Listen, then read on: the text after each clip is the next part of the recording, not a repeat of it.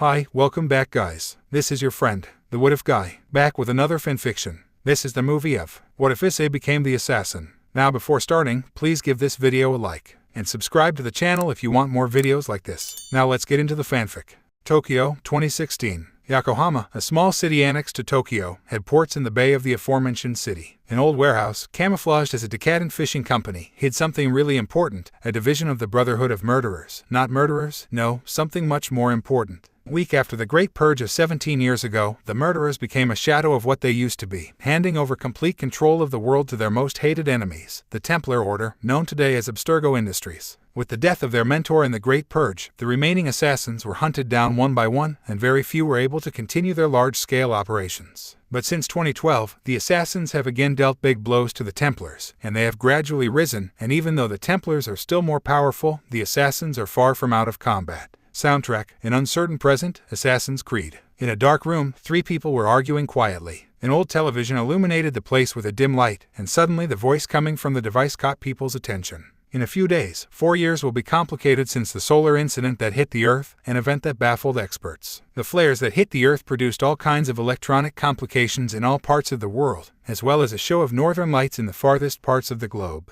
Although it is estimated that an event of this type will not be repeated in the next 2,000 years, it is certain that we were fortunate for the small magnitude with which it happened. Since a much more tragic scenario could have happened if we had faced more powerful flares, an expert will present a simulation to explain. 4 years ago, a single man saved the lives of 7 billion people by sacrificing his own. Desmond Miles is a hero, someone who did not think twice to make a decision that affected us all, every living thing on the planet, including the Templars. The man was tall and dark, the ends of his hair were blonde, he was in his early 40s, and no one knew his real name, they just called him Azazel, the leader of the assassins of Japan. The Templars, Abstergo, or whatever they want to call themselves today, did not show a bit of respect for the man who saved their lives. On the contrary, they did not hesitate to desecrate his body and use it for their scientific crap. William did not resist the pain and ordered an attack on one of his new facilities in North America to erase any data that Desmond's DNA could provide them. A sister company of Abstergo Industries, Abstergo Entertainment, manufactures a facade for the investigation of past lives with the use of animus and makes them pass for video games. The person who spoke this time was a young woman, no more than 30 years old, with purple hair. She was known as Penemu.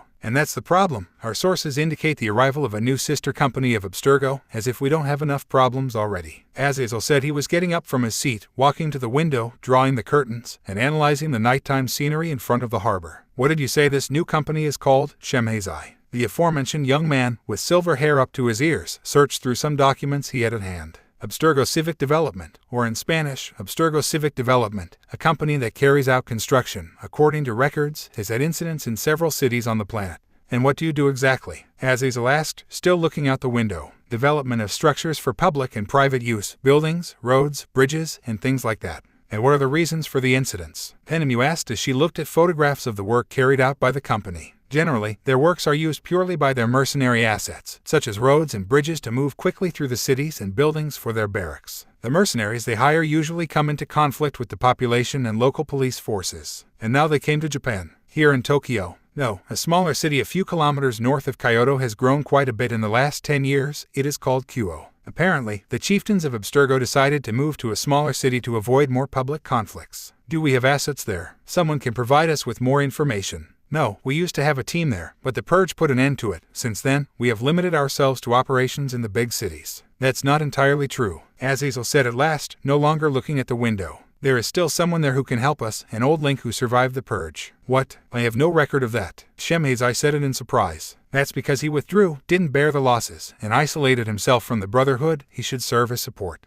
If he retires, how do you know he will help us? Penemu asked. He is an old friend. He will not be the asset that will fulfill the mission, but he will be able to provide support to the team we send. I do not know if team is the right word, boss. The truth is, we are short of personnel. Penemu said as Azazel put a cigar on his lips, lit it, and looked at her in doubt. What are you talking about? The last time I saw our numbers, they had increased. Since then, we have had to send many teams to various places, mainly Egypt. Miles requested a lot of support due to a defector from Abstergo doing research there, in addition to others who requested support from Korea. And what about Kakabeel or Michael? Michael took some recent graduates with Gabriel to Okinawa, Zenobia Quarta, and Irina Shidu. Kakabeel is still in it. Rainer, Azazel asked, taking the bridge of his nose. He went out today on a mission in Osaka, investigating the arrival of Templars in the city, some big shots that could arrive soon. Issei answered this time. Great, what do we do now? Azazel asked lazily. Maybe, it may not be necessary to send a specialized agent. Penemu called the attention of both men in the room. According to reports, these Templars are not the most trained, nor is their mission the most important. Generally, their staff is limited to security guards, old policemen, and retired military personnel, as well as small-time idiots. Maybe one of the rookies could go there. Of course, if they do not have another task assigned, they have all had training in the Animus that your friend Rebecca Crane was kind enough to install when they were here. A few years ago, maybe, but as I remember, almost all rookies are assigned reconnaissance tasks throughout the city, and Tokyo is huge. Their individual tasks may not be important, but together they are essential, and we cannot withdraw them unless it is an emergency. Issei replied.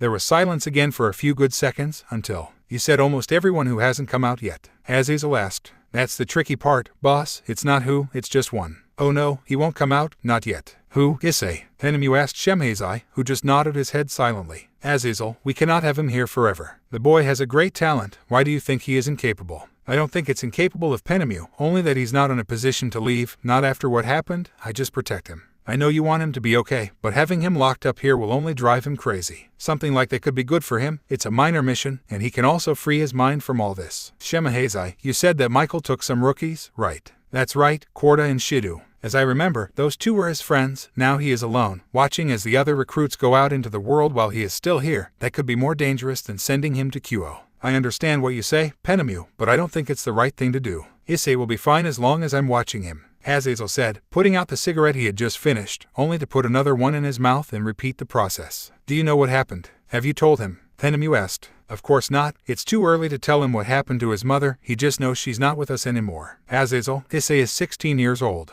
He is still a child who lost his mother and his friends, and now he is alone. He is living this life that is not the one that someone of his age should lead. Not only will it be harmful for him to stay here, but it is also dangerous. We do not know when the Templars will destroy those doors and kill us all. Azazel didn't want to admit it, but it was a good point. He still promised the boy's mother that he would protect him at all costs, and he believed that he could do it if he had him next to him. Plus, he still had that other option. Maybe Issei should not lead the life of a murderer. Hey Penemu, do you still have the key to? But everything was interrupted when suddenly the alarms in the building were activated scandalously. What's wrong? Azazel asked, going out into the hallway and meeting other killers. It's the arsenal, sir. Someone broke in there. One of them replied. Templars. Penemu asked who was running with Issei and the others. We don't know. The cameras don't detect anything. It could be a hack. Close the building, Azazel ordered. Yes, sir. As everyone desperately ran towards the cellar that functioned as an arsenal, a lone shadow moved through the corridors, not attracting the attention of those who passed by him. His goal was clear. He just hoped to have enough time.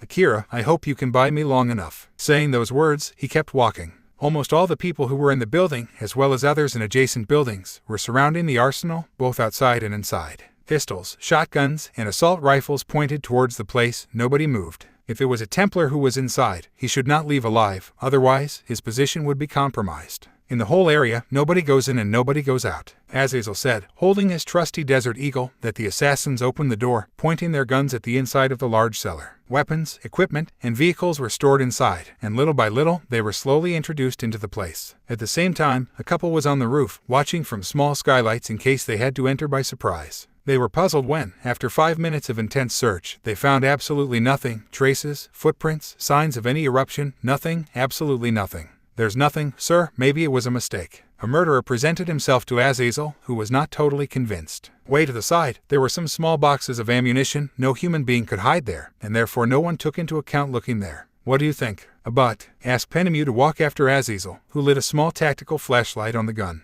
Maybe, attentive. Azazel raised the gun, being supported by 5 other assassins. Little by little, they were taking out the boxes, and even some began to move slightly, ready to shoot whatever was there. Azazel finally removed the last box, only to be completely frozen. A cat? I asked Penemu, totally out of square. An ordinary European cat who adorably licked his paw. Everyone felt like a bucket of ice fell on them. Many looked at each other, deluded, without being able to believe what had happened. Ugh, Altair would call us unworthy. False alarm, Azazel shouted, watching everyone retreat. Tell the outside teams to resume their surveillance posts and the reconnaissance teams to continue with their tasks. Yes, sir. Azazel, without still being able to believe it, saw how the cat began to retreat. How had something like this happened? Places like the arsenal had a security system of motion sensors that were always activated when the door was sealed, a door that had an electronic lock that could only be opened with a card, and the only way the cat entered had to be from inside. Since not even the skylights could be opened without authorization or ventilation, someone let the cat in from inside the building.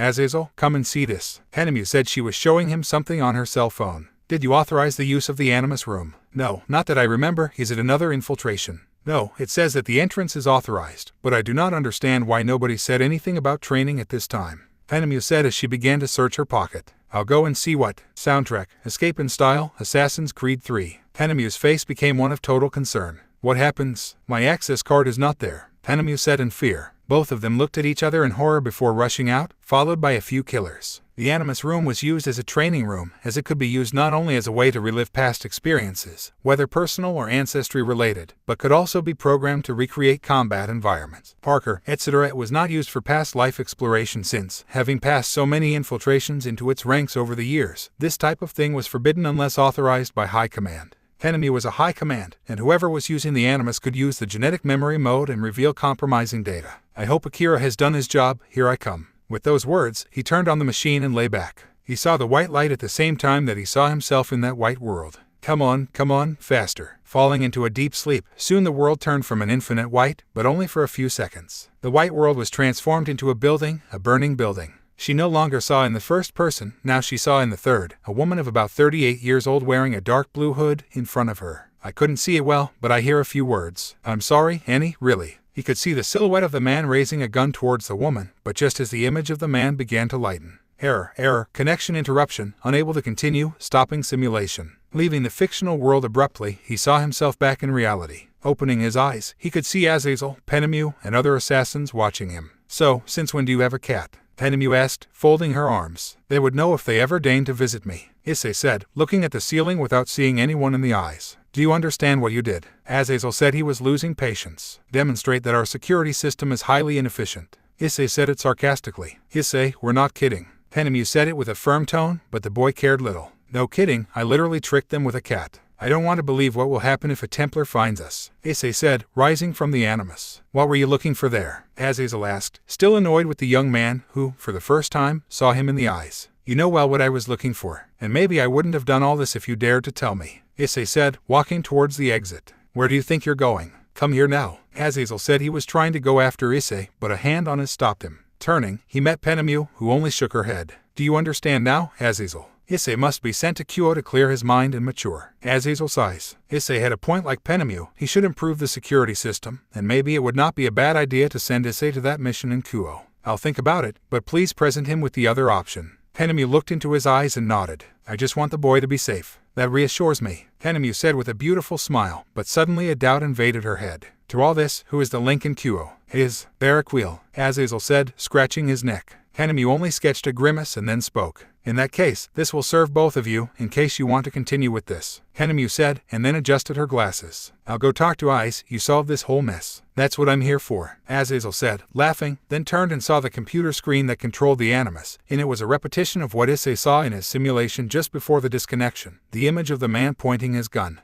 That man, Issei, should never have known who this man was or what connection he had with his mother. The rookies slept on the top floor, but at this time most were on missions in the big city, but he was not. His friends were gone. He was alone. He did not go to the missions. He did not go with his friends. He stayed there locked up. He could hardly use the Animus under supervision. It wasn't fair. He felt inside him that there was something, a spirit in his heart, that urged him to go out of the window to seek his destiny, but he would lie if he said he was not afraid. He knew that on the outside he was Abstergo, and if they came to put their hands on him, he could be left for dead. They would not care if he was a minor. They've done worse things to people younger than him. That's what these Templar pigs were like. Feeling overwhelmed, he decided to open one of the windows. It was generally not recommended to do so. The Templars had eyes everywhere, but Azazel had managed to sell the image of a fishing company well. Usually, the novices, including him, used to do fishing work during the day to sell the image. Lost in thought, he didn't notice when a small animal came down from the ceiling to fall into the window frame in front of him. Oh, Akira, I see you managed to escape, Issei said, taking the animal in his arms and then sitting on one of the nearby beds. You're a good girl. You managed to give me plenty of time, but it wasn't enough. How did you manage to do all that, Ice? The voice from the door of the room did not surprise him. Penemu came to ask for explanations just as she had expected.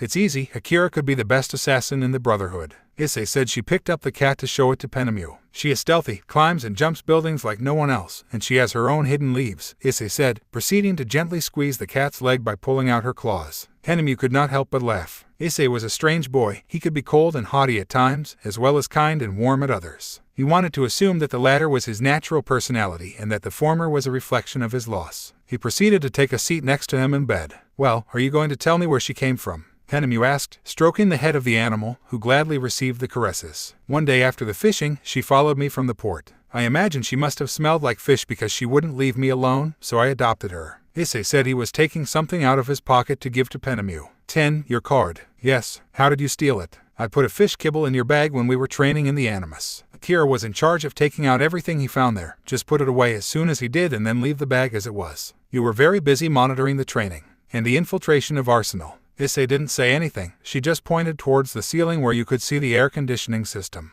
It was too small for one person, so Akira was the obvious choice. Soundtrack, Seek Your Symbol, AC3 Unofficial Lost. Penemu would not say it out loud since she had no intention of admitting that they were deceived by a boy, but she could not help but feel proud. Issei may have had little training, almost zero in fact, but she had great intelligence, the same as her mother. Issei listens, Penemu said, changing her tone to a more serious one. "Azazel is considering it, but it is very likely that you can no longer be with us." Issei looked up to find Penemu's. "I guess I already became a headache for you. I don't blame you, and I'm sorry you had to take care of me. Will you send me with another group?" "No, none of that, Issei," Penemu said, sadly feeling guilty. "It is true that we have not done the best job taking care of the boy since the death of his mother, but it has not been a burden to them, or at least not personally to her. Issei, for a long time you have wanted to see the outside world. You have seen how your friends began to have missions in other places while you stayed here. It breaks our hearts to have to send such young boys to face the dangers that this life entails, but that is not the reason why you have not participated in those things." Penemu stood up as Issei stood in place silently with the intention of knowing what was next. "Issei, your mother asked us before her last mission that if something happened to her, we would give you the choice to live a normal life." Issei was confused by Penemu's words, and even more so when he saw that she took 2 objects from her pocket and put them in each hand and then showed him one of them, a key. "Your mother bought a house some years ago, left it for you in case something happened to her, and, well," Issei opened her eyes in surprise to see the small key in Penemu's hand. "And here," Penemu said, opening her other hand, revealing a necklace with a wooden wheel beautifully carved with Japanese characters that said, "Because no one else will." She knew it very well, it was from her mother. "Issei, if you choose the key, you will go to the village of Tako in northern Japan, which is small and peaceful. You will have another identity, and you can make your life like a normal boy. If you choose the necklace, then you will be sent on a mission, just as you wanted." Normal life. He had been living among assassins for so long, training and constantly listening to how the Templars controlled the world and people. He could never live a normal life. People would call him a weirdo, a maniac. No, that was not for him. It was not his destiny. His heart was called by adventure, it was in his veins, and he will answer the call. Without thinking twice, he took the necklace in his hands and put it around his neck, taking a sigh at Penemu.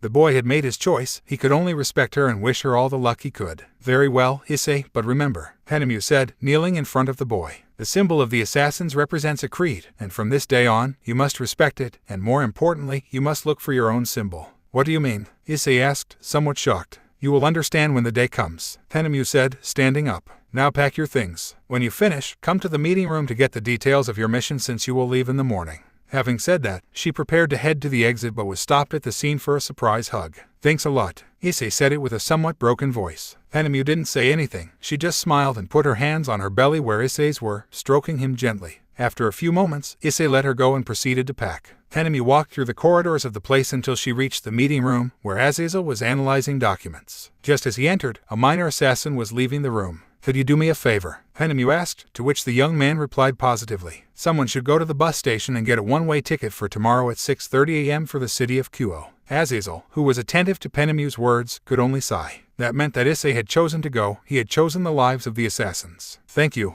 Penemu said for the young man to retreat, then went completely in and closed the door, being alone with Azazel. "I guess I didn't reconsider." "No, and I imagine you support him in this." "Azazel, it's not that I support him, but I see it in his eyes. We can't prevent him from entering this life, we can only prepare him. Sending him with Barakiel will make him mature. I've seen him train in the Animus. He doesn't know it, but he has the highest aptitudes I've ever seen, even more than Rainier." Azazel didn't say anything. He just put his gaze in front and sighed deeply. "I know how you felt about Annie. I know that you broke your heart when she died and that you have tried to be a father figure to the boy, but it is time for you to give him your blessing. I know that he will hate to leave here being at odds with you." Azazel didn't say anything, but Penemu knew in her eyes that she had managed to hit Azazel in the heart, but they couldn't keep talking about it as the door to the room was opening.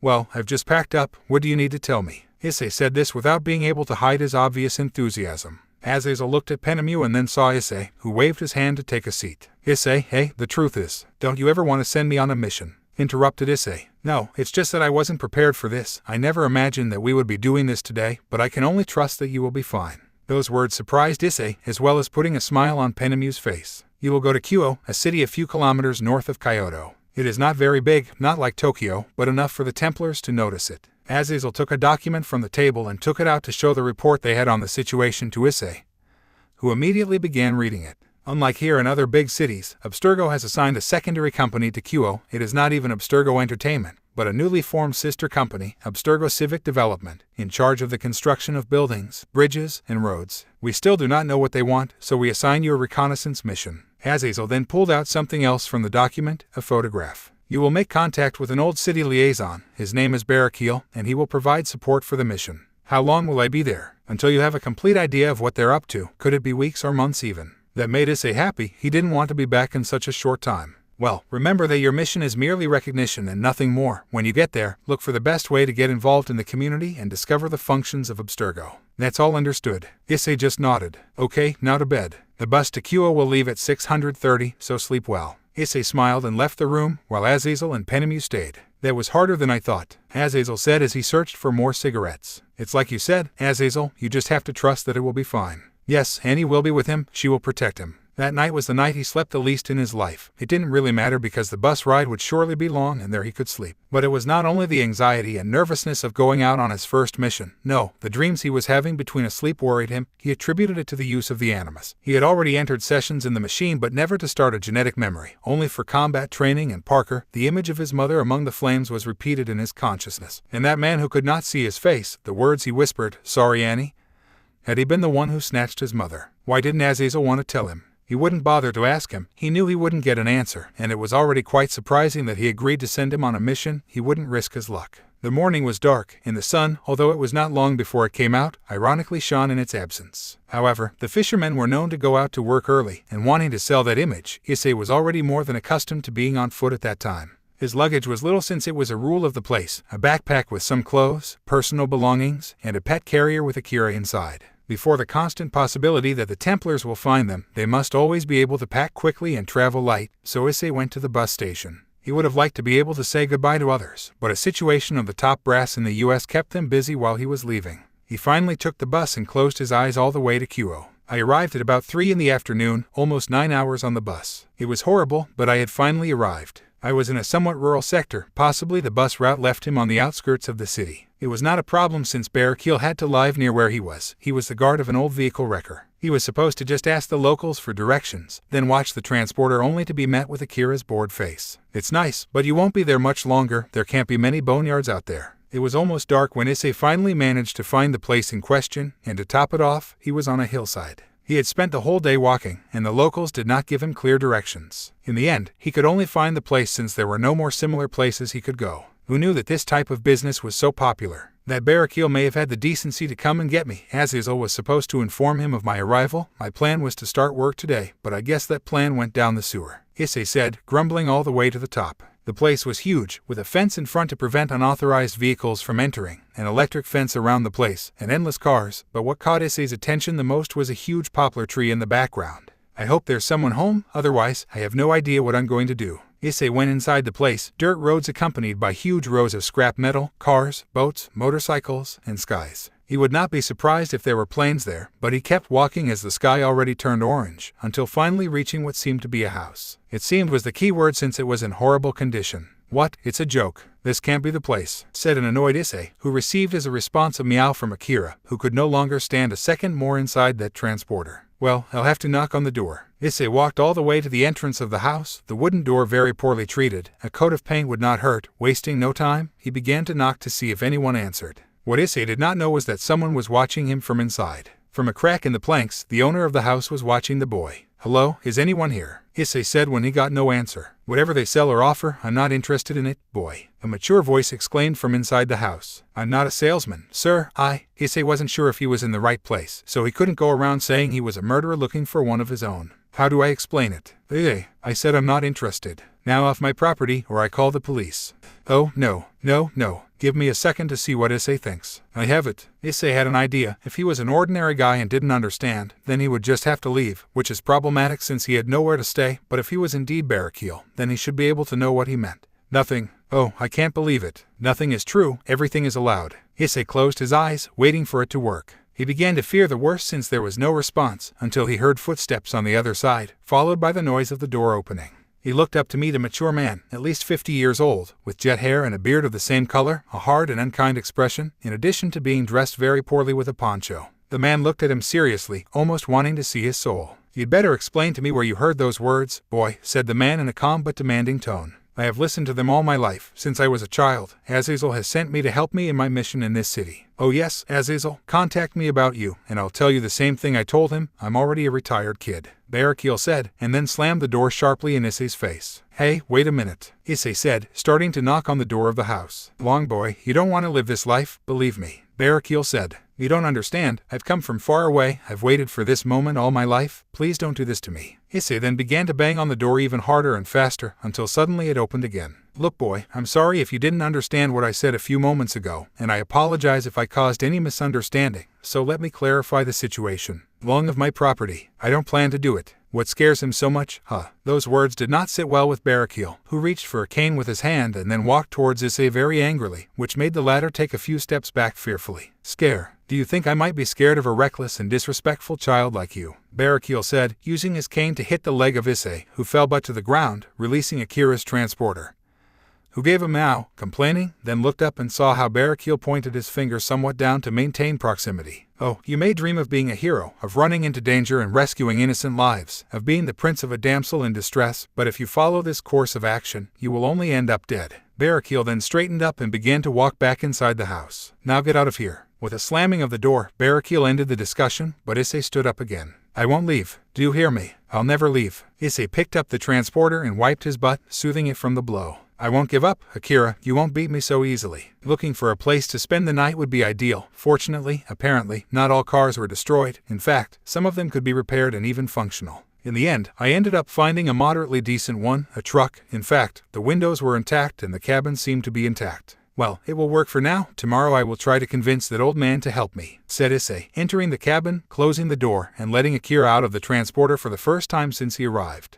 He took food from his backpack. He had had the common sense to carry food and water, basic survival training, plus some fountains where he left food and water for Akira, who began to indulge. Then he also took out his mother's necklace and held it in his hands. Mom, I hope I'm doing the right thing. I regret not having chosen the quiet life you wanted for me, but I really feel that my place is with the murderers. I will be one just like you. Issei was interrupted from his thoughts as a sudden flash of light surprised him. Lightning. How good that we found refuge. A few hours had passed. It must have been dawn. The rain had not stopped. Issei slept uncomfortably in the driver's seat. Akira placidly in the co-pilot. That peace was interrupted by the sound of footsteps. Mud and water increased the sound of who was outside. That woke up Issei, who opened his eyes, hoping that the old man had taken pity and finally let him in. But no, there was no one outside the truck. Moreover, the sound of footsteps could be heard on the opposite side of where he was. Defend the Manor, Assassin's Creed 3 unofficial soundtrack. He began to look with his eyes. Due to the high level of trees in the area, the light of the city did not penetrate where he was. It was totally dark, but maybe that was better since he could easily recognize the light of some lanterns in the distance. Templars. I hope not. No Templar would arrive, so obviously, yes, they were not Templars, thieves perhaps. Most likely since, as he saw before falling asleep, this place had cars with some parts in good condition. It would be easy to steal them and then sell them for some money, enough to attract thieves. It seems that the old man has not noticed the presence of these idiots. He should let them rob him for having been so rude to me, but it would not be the right thing. Besides, if I scare them, maybe I will win their favor. All right, I'll go out there, you stay here, Issei said to Akira, but soon realized that he was talking alone as the cat was still sleeping peacefully. Issei took a black coat that he brought to protect himself from the cold and rain, got out of the vehicle as quietly as he could, and began to walk in the direction of the thieves, enough to have a clear idea of where they were walking and how many there were. There were 4. Are you sure about this? One of the thieves asked, and his voice was that of a young man. Of course, according to the boss, here only lives a lame old man. It should be simple. Issei heard the conversation and walked straight towards them, not caring that their footsteps could be heard. Who's there? Another of the thieves asked. Who are you? Issei said, standing in the rain. No one you need to worry about, boy. Another of them said she was apparently older than the others. Now get out of here before bad things happen. Issei didn't flinch, he just kept his eyes on him and said, no. That attitude surprised them, and when they saw the faces between them, the apparent leader laughed at the boy's guts and took a knife out of his pants. "All right, little hero, don't say we didn't warn you." Having said this, the thief threw a stab into the stomach of Issei, who dodged it by the hair by making himself to the side. Then the thief threw another diagonally, only for Issei to dodge it again by jumping backwards. "They're insane. They can't be worth these rusty car parts." Issei was totally soaked by the rain. "You'd be surprised at how much you can get, boy. Now stay still." The thief attacked Issei again, but he again dodged it by crouching and took advantage of the momentum to hit the thief's face. The other three, who until now only observed without intervening, believing that their leader had him under control, understood that it was time to end this, so they positioned themselves around Issei to surround him. "Ah, not a bad child, nothing bad," the leader said, wiping his mouth, that he was bleeding slightly from the blow, but it was time for this to end. The leader nodded to the others, then two of them held Issei from behind, took his arms, and immobilized him. The leader again prepared to stab Issei's helpless stomach, but soon he began to feel strange, his vision became blurred, and before he knew it, he was on the ground unconscious. "I suggest you leave my property immediately and take your friend," Barakil had said, appearing from behind the leader, holding his cane in his hand, implying that he had hit the leader's head with it. Both the thieves and Issei observed what happened. The old man had left the leader unconscious of a blow, but they still had the numerical advantage. Just when they were determined to start fighting, something stopped them in their tracks, a weapon, a high-caliber revolver, to be more exact. "I said, long of my property, now," Barakil said, pointing the gun at the robbers, who released Issei immediately. "Let's take it up, this is not worth it," said one of them to his companion, who agreed. He lifted his leader from the floor and hurried quickly out of the place. Barakil and Issei stood motionless in the rain, making sure those fools left. "Well, with that solved, I want you to get your stuff out of the cab of that truck." Barakil said he was starting to walk back to the house. "I will leave the door open. I will look for dry clothes that you can wear. I guess there are things to talk about in the morning." Issei smiled upon hearing those words and hurried to get her things and enter the house. She had to endure Kira's angry meows when she was awakened to go out into the cold outside, but stopped when she saw them entering the house. "I hope that ball of hair is not going to relieve itself on my furniture. Now put on those clothes from there, and you can use my armchair tonight." Barakil said he finished lighting the fire in the fireplace that the house had with the light that caused Issei could see that the place inside did not look so bad. But it was poor in terms of interior design, a couple of small sofas in addition to the one he used, a table to eat with 3 chairs, some shelves with a few books, and little else. "Well, now I'll go back to bed.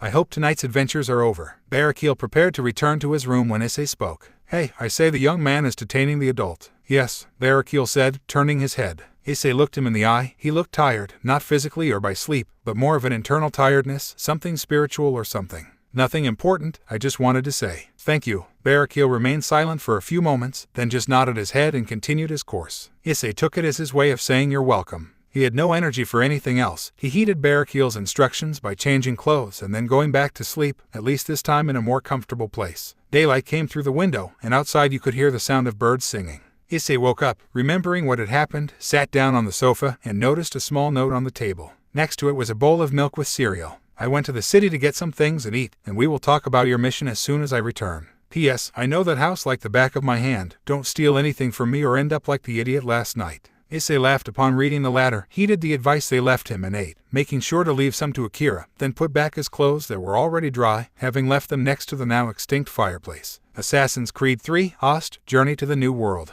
He opened the door outside. He wanted fresh air and left it open so that Akira could go out to relieve himself outside. He did not want to make the old man angry. It was in that he noticed the gigantic poplar that he had seen when he arrived. He also realized that it had something strange, a way to climb it, almost like stairs, handmade crevices that made it possible to climb, and of course he felt the urge to do so. He had wanted to see the city since he arrived, but the other trees did not let him do it. "Well, I've already done it in the Animus, I should be able to do it here," he said to himself. He began to climb the tower. It was more or less easy except for the fact that his arms began to hurt halfway, until finally reaching the top and seeing the big city, the buildings and houses in heaps, the wind blowing on his face, and his hair fluttering. "It's here, Mama, here I will find my destiny." Seth Archange Presence. Database. Eagle sight is an extrasensory sixth sense that remains latent within humans as a result of the crossover between ancient humans and the Issei when they were physically alive. Although each average human has the potential to utilize it through intense and very long training, some rare individuals show a higher concentration of the necessary precursor genes and are therefore more likely to exhibit eagle vision easily and some of its more advanced variations. Those who possess the gift are able to instinctively feel how people and objects relate to them, which manifests as a glow of color, much like an aura. Red indicates enemies or spilled blood, blue indicates allies, white indicates sources of information or hiding places, and gold indicates targets or objects of interest.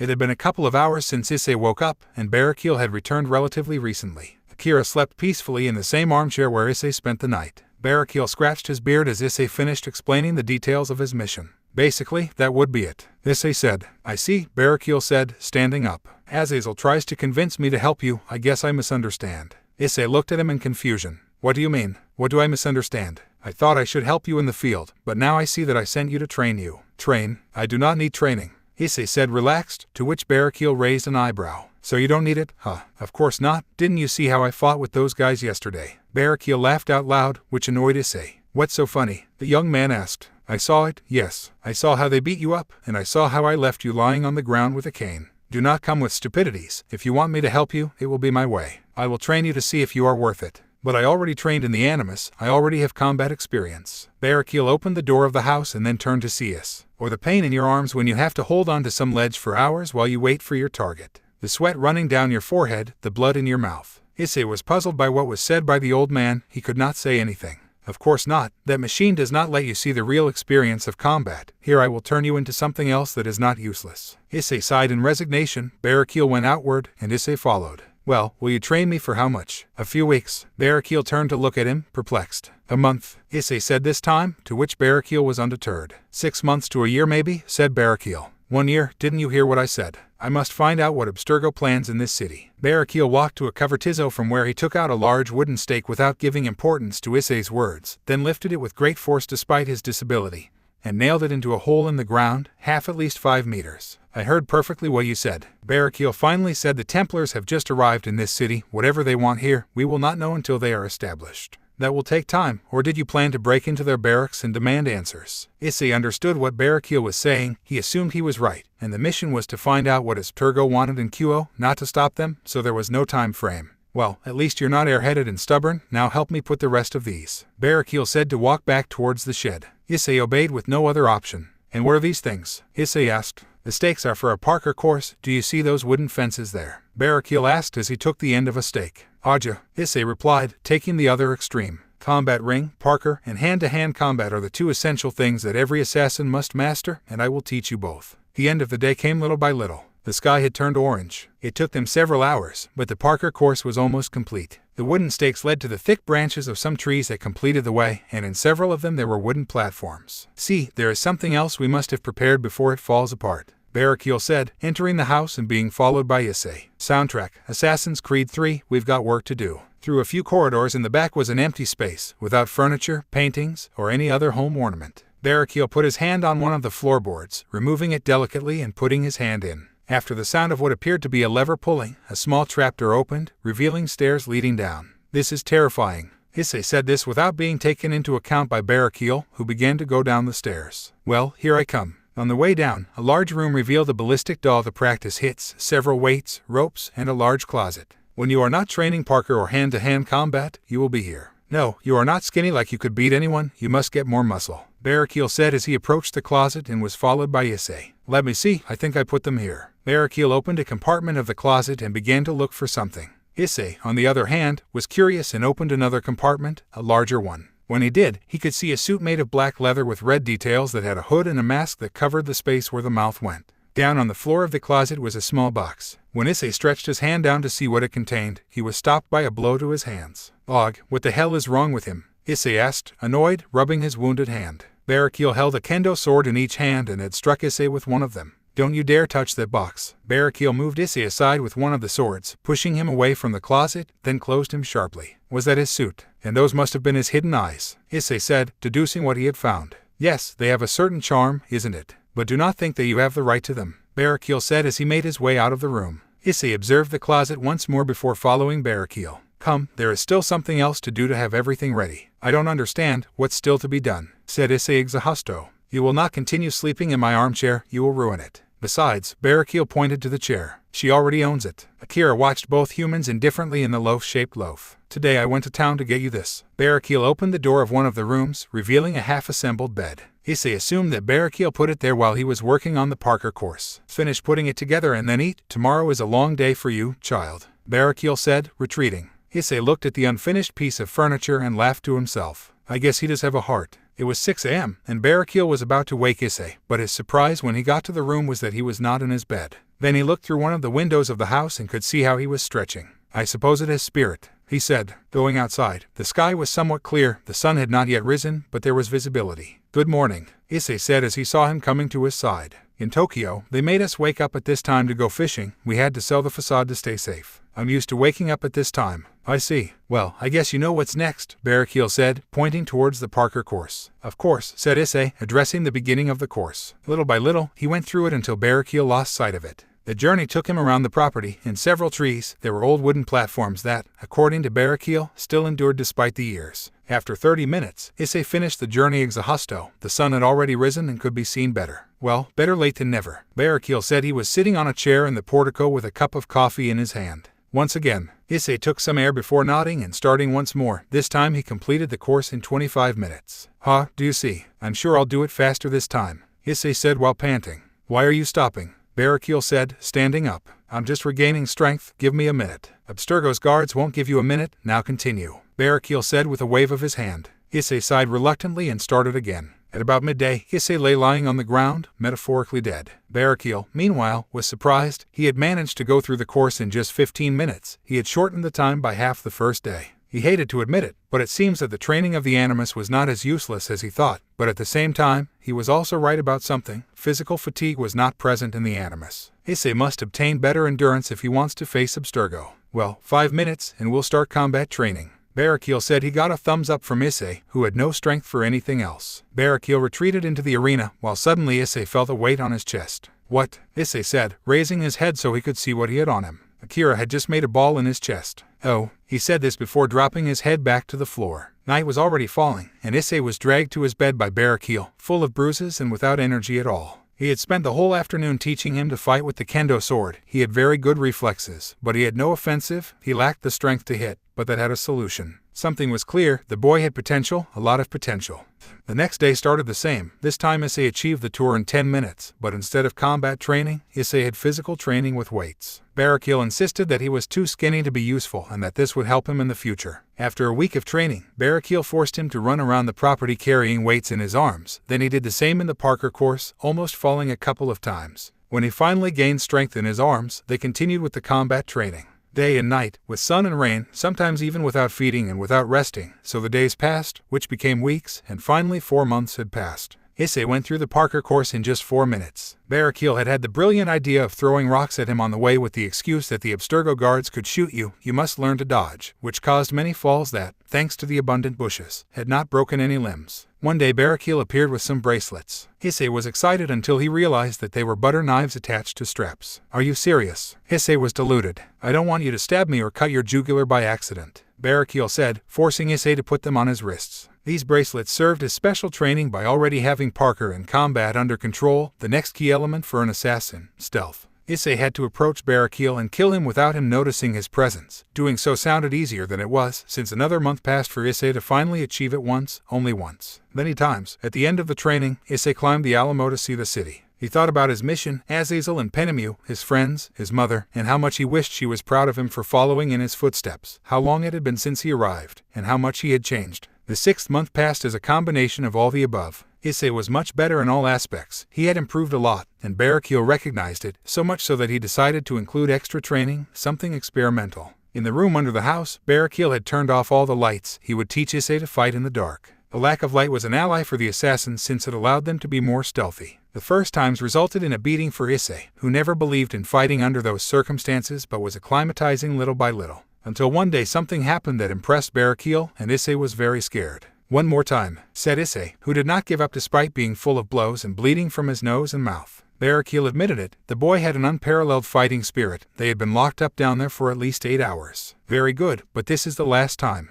Your eyes will be damaged if you do not receive natural light for a long time. Issei just nodded, and Barakil turned off the lights to start a new round. It started in the usual way. Issei dodged a couple of blows but could not connect any. Frustration bothered him. Come on, Issei, you can. Just one, connect one, Issei thought. But suddenly the room lit up, but strangely, it was almost bluish. I could see the outline of things clearly, but the strangest thing was that Barakil glowed blue. I could see it perfectly. I saw how a right punch was directed towards his chin. In a reflex, I managed to block it with his left forearm and then hit a hook in Barakiel's stomach, making him back without air. Huh, that was a good brat hit. Well done, enough for today, Barakiel said, catching his breath and then turning on the lights. For Issei, things hardly changed. His sight became a little clearer, but the difference was minimal. Barakiel noticed the confusion on Issei's face. He could even say that he looked scared. What's wrong? Barakiel asked, but Issei did not answer. He began to move his head from side to side, and then up. He could see how another blue silhouette was on him. It was small, it was a cat lying on the floor, it was Akira. What is happening to me? Issei asked, frightened.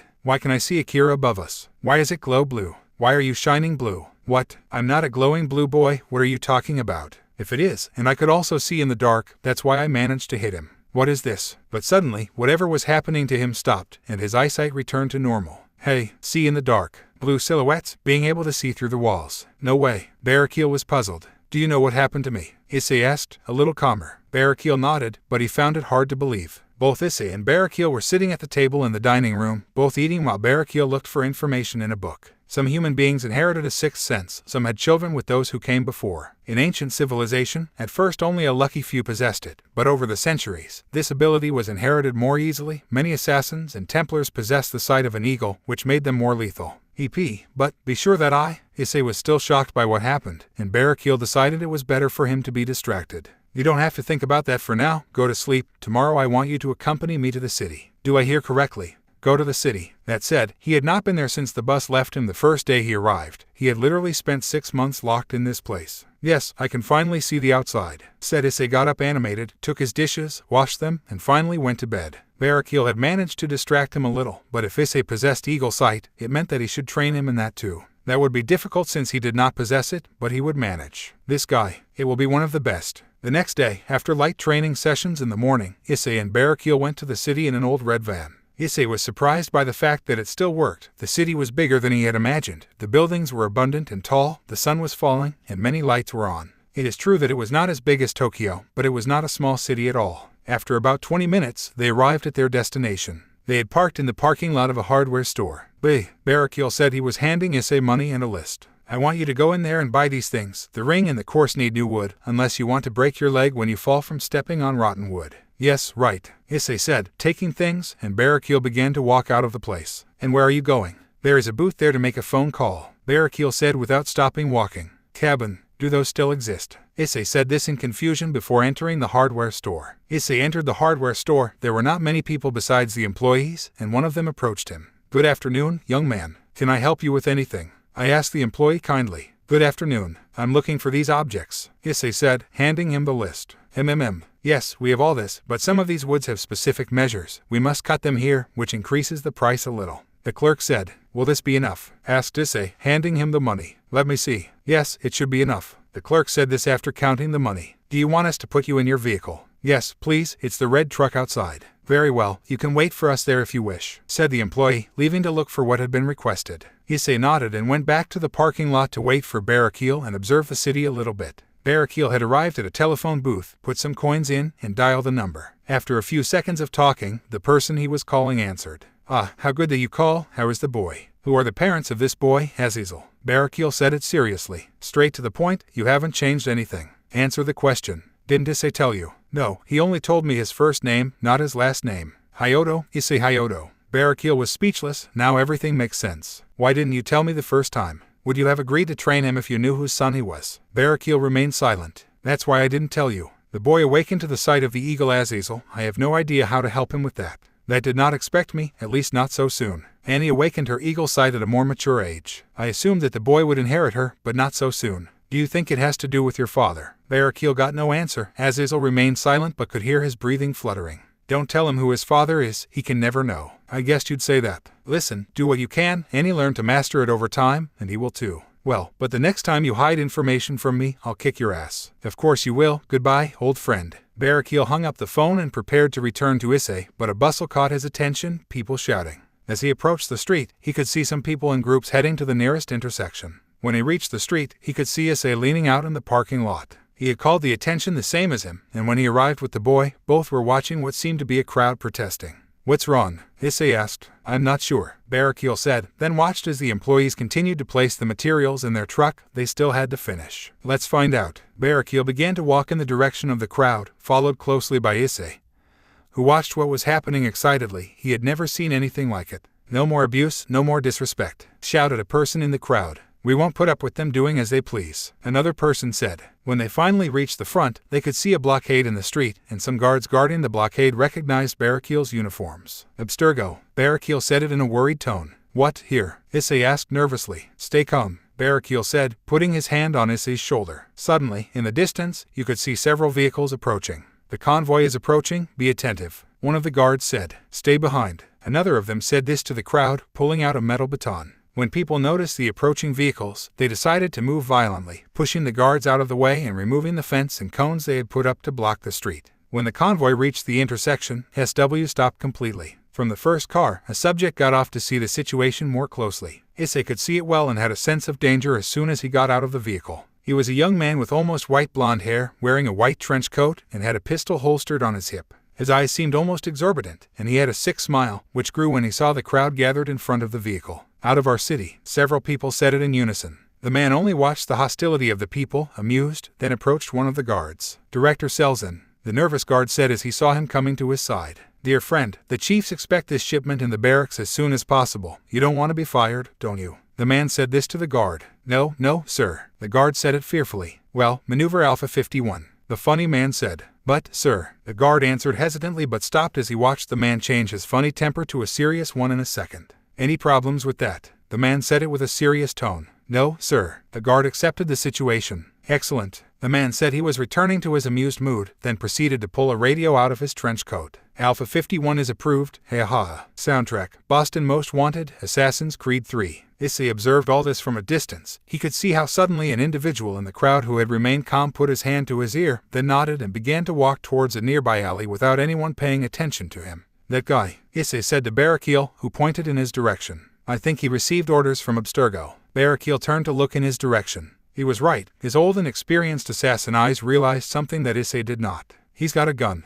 Barakil said. What? How do you know? Issei asked. I've fought with these bastards all my life, kind of plotting. Then Barakil watched as the guy climbed a ladder that allegedly led to the roof of the small adjacent building. He's going to shoot into the crowd. Are you sure? Issei said nervously as he heard the crowd shouting even more furiously. We cannot risk it. This crowd is a powder keg. The slightest provocation will make it explode. He's crazy, Issei said without being able to believe it. If you don't stop it, there will be a tragedy, Barakil said, pushing Issei, who only sighed and urgently ran through the crowd, pushing more than one who just looked at him annoyed. When Issei reached the ladder, he began to climb quickly. The guy had already reached the roof. He should reach him. He should not let him shoot. At full speed, he quickly reached the roof. The guy had approached the shore and pulled something from his clothes, a gun. No, Issei attacked him from behind, surprising the guy who suddenly found himself falling to the ground. Ugh, the guy complained of the pain only to see Issei pointing the same gun at him he was going to use, then smiled, confusing Issei. That gun won't kill anyone, boy, they're just bullets. What? Said Issei, who retracted the slide a little and could see that the ammunition of the weapon was only to cause noise. The guy took advantage of the distraction to try to attack Issei with a kick in the legs, but was dodged simply by the chestnut, who only had to lift his leg.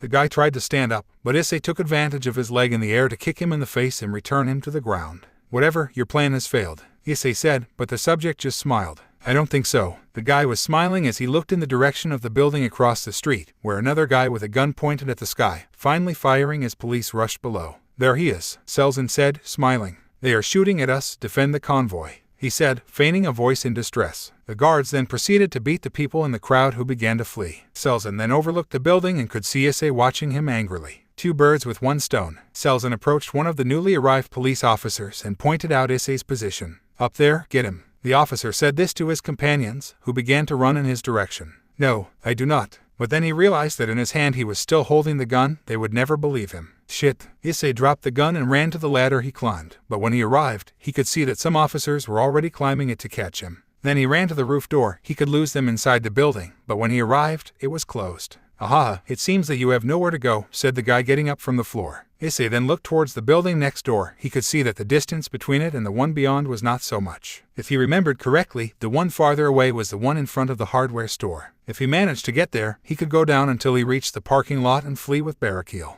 But there was a problem. Maybe the distance between the building next door and the farthest one was not so much, but the distance between this building and the one next door was greater than any that had jumped. Tall boy. 2 police officers came to the roof, and one of them pointed his gun at his back while the other handcuffed the guy from Abstergo. Issei wouldn't waste time talking to them, but he needed more distance if he didn't want to fall into the void. Raise your hands and come here, the policeman said. Issei then had an idea, raised his hands, and walked slowly backwards in the direction of the policeman. When at last he got the distance he thought he had stopped. Hey, don't stop, come here now. The policeman said this as his partner and the handcuffed guy watched the situation. Well, I guess it was fun, Issei said, looking at his target, when suddenly the policeman understood what was going to happen. Wait, kid, don't do it, don't. But it was late. Issei ran with all his strength and took the longest jump he could, leaving both the policeman and the guy in Abstergo stunned. Issei was flying in the air. He looked down and could see how high he was. He felt the exact moment between the ascent and descent in which you either have weight or suddenly dry land. But he did not stop to celebrate. As soon as he fell into the other building, he continued his race at full speed, this time with a shorter gap and a longer momentum. The second jump was no problem. Well, yes, Issei said in the air again, not holding back the urge to scream with excitement. Falling on a new roof, he couldn't hold back the urge to look back enough not to fully reveal his face and watch how everyone had gaped.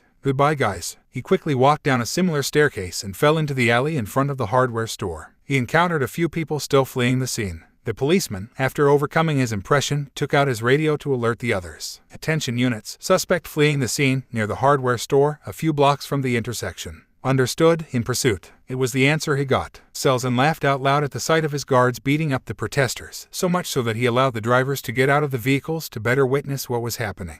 Aha, it's like watching cops beat hippies, Selzen said with satisfaction, but suddenly a strange sound made him turn to where the vehicles were. A small group of people had opened one of the trucks and stolen some boxes. Hey, that's not his. The robbers realized that they had been discovered, took what they could, and fled through the alley next to the street. Hey, foxes, don't take him. Log. Selzen again saw his guards, who had just driven away the last Protestants. Hey idiots, they just robbed us, you have to catch them. Issei went out to the street where more people were fleeing. It was already dark, and he could see how some people had stayed to fight the guards of Abstergo. His impulse was to go to their aid, but now he was suspected of firing a gun and fleeing from the police. If they caught him, his mission was in danger. Then he turned to look at the parking lot, only to find it closed and empty. What? Where did that old man go? Issei said, annoyed, turning to look in all directions, but Barakil was nowhere to be found. Great, I'm going to kill him when I get back. But Issei could no longer complain as a patrol approached him, so it seems that they had recognized him as the guy with the roof since they turned on their beacons. Shit. Issei started running as fast as he could back to the alley that led to another street, and the patrol began to chase him closely until they reached the next street.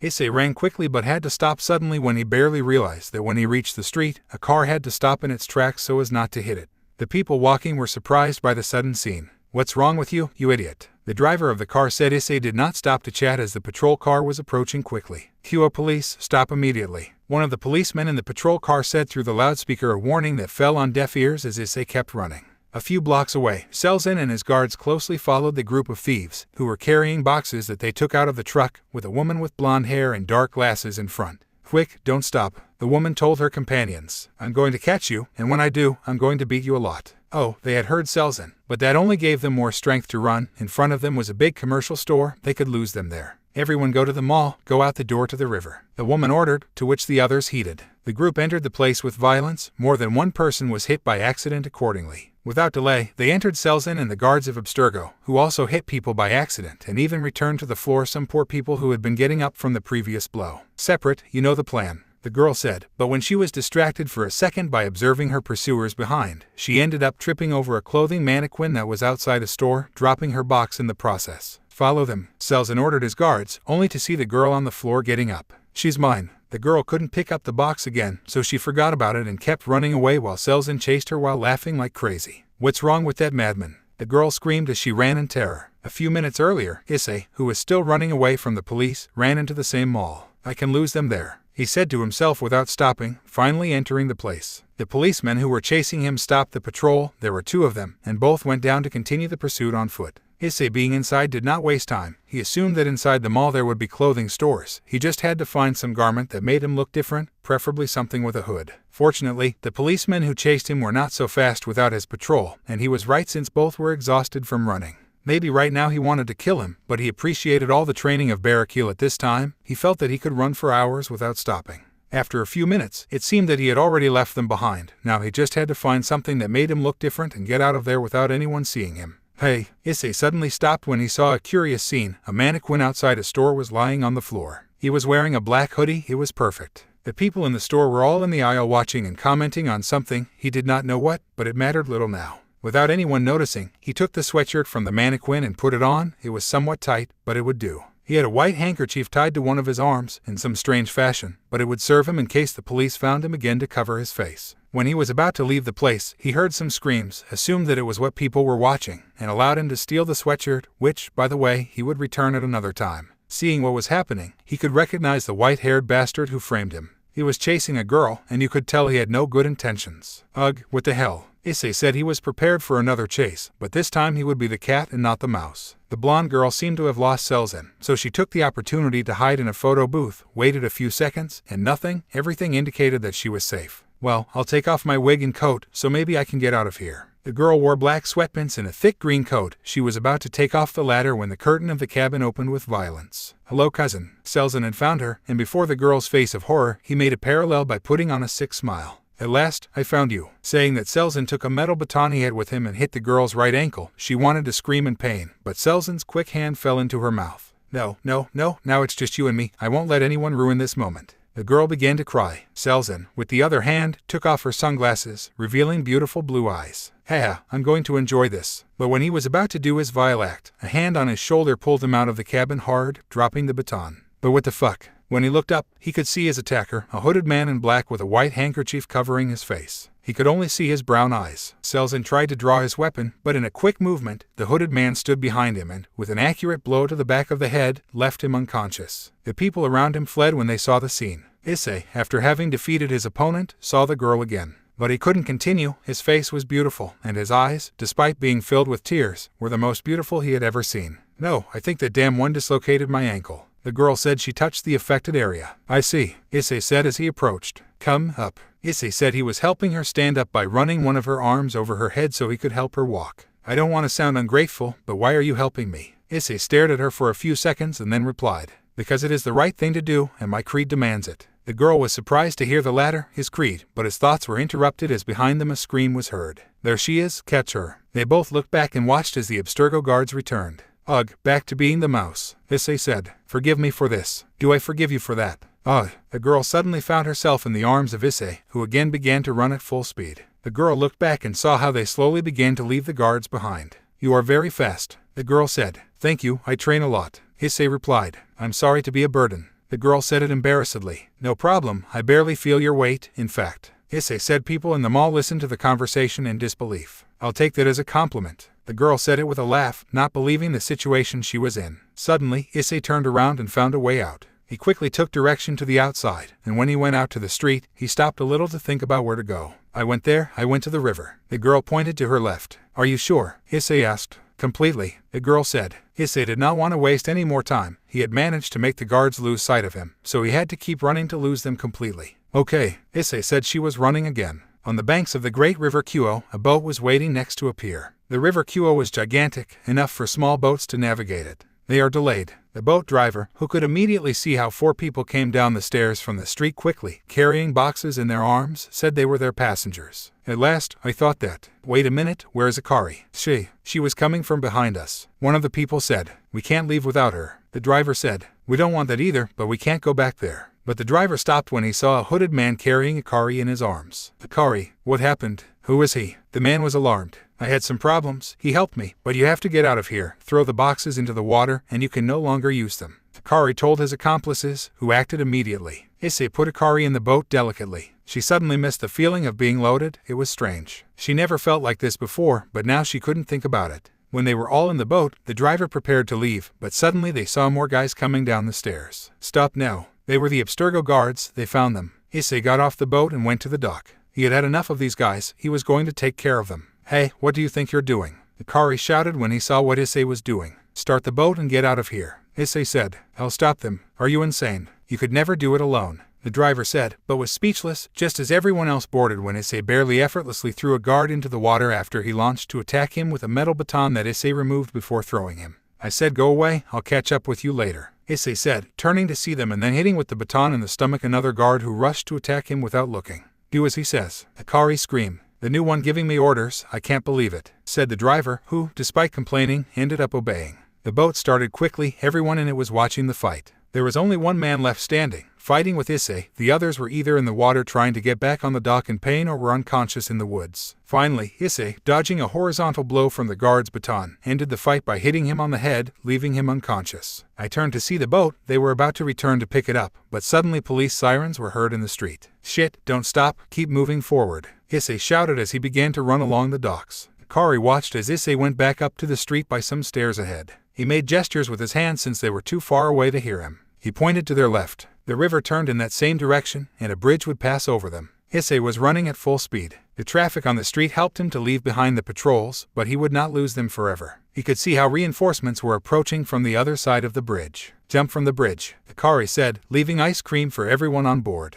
What are you going to do with that? The driver asked. He will jump from the bridge, try to synchronize with him so that he arrives first, Akari said. The driver observed the siege on land, then observed the bridge and could see more patrols approaching. Very well, you have balls, friend, I admit, said the driver, regulating the speed of the boat. Issei was running at full throttle. When he reached the bridge, the patrols behind him managed to get out of the traffic, and the reinforcements in front of him were approaching quickly. He stopped in his tracks, looked back, and could see over the water as the boat approached quickly. -15 seconds, Issei said as he began to count in his mind, and at the same time, the patrol stopped in front of him and behind him. Put your hands on your head, a policeman said. Issei listened, but only to buy time. When one of the officers approached to handcuff him, he could hear him counting backwards. -6, 5, 4, 3. The policeman understood what was going to happen, but it was too late. Goodbye. Issei jumped the railing of the bridge, falling at least 6 meters into the water. The officer looked out to see how Issei came out of the water and quickly climbed the boat, being helped by those who were on board. Attention, we need a maritime patrol to continue pursuit. The officer said this over the radio. Negative, we do not have enough staff. As there are not enough staff, the spectacle of the protest has already been in the media. Various demonstrations are taking place in the streets. We need all the staff for this. The officer looked up to see the boat in the distance and resigned.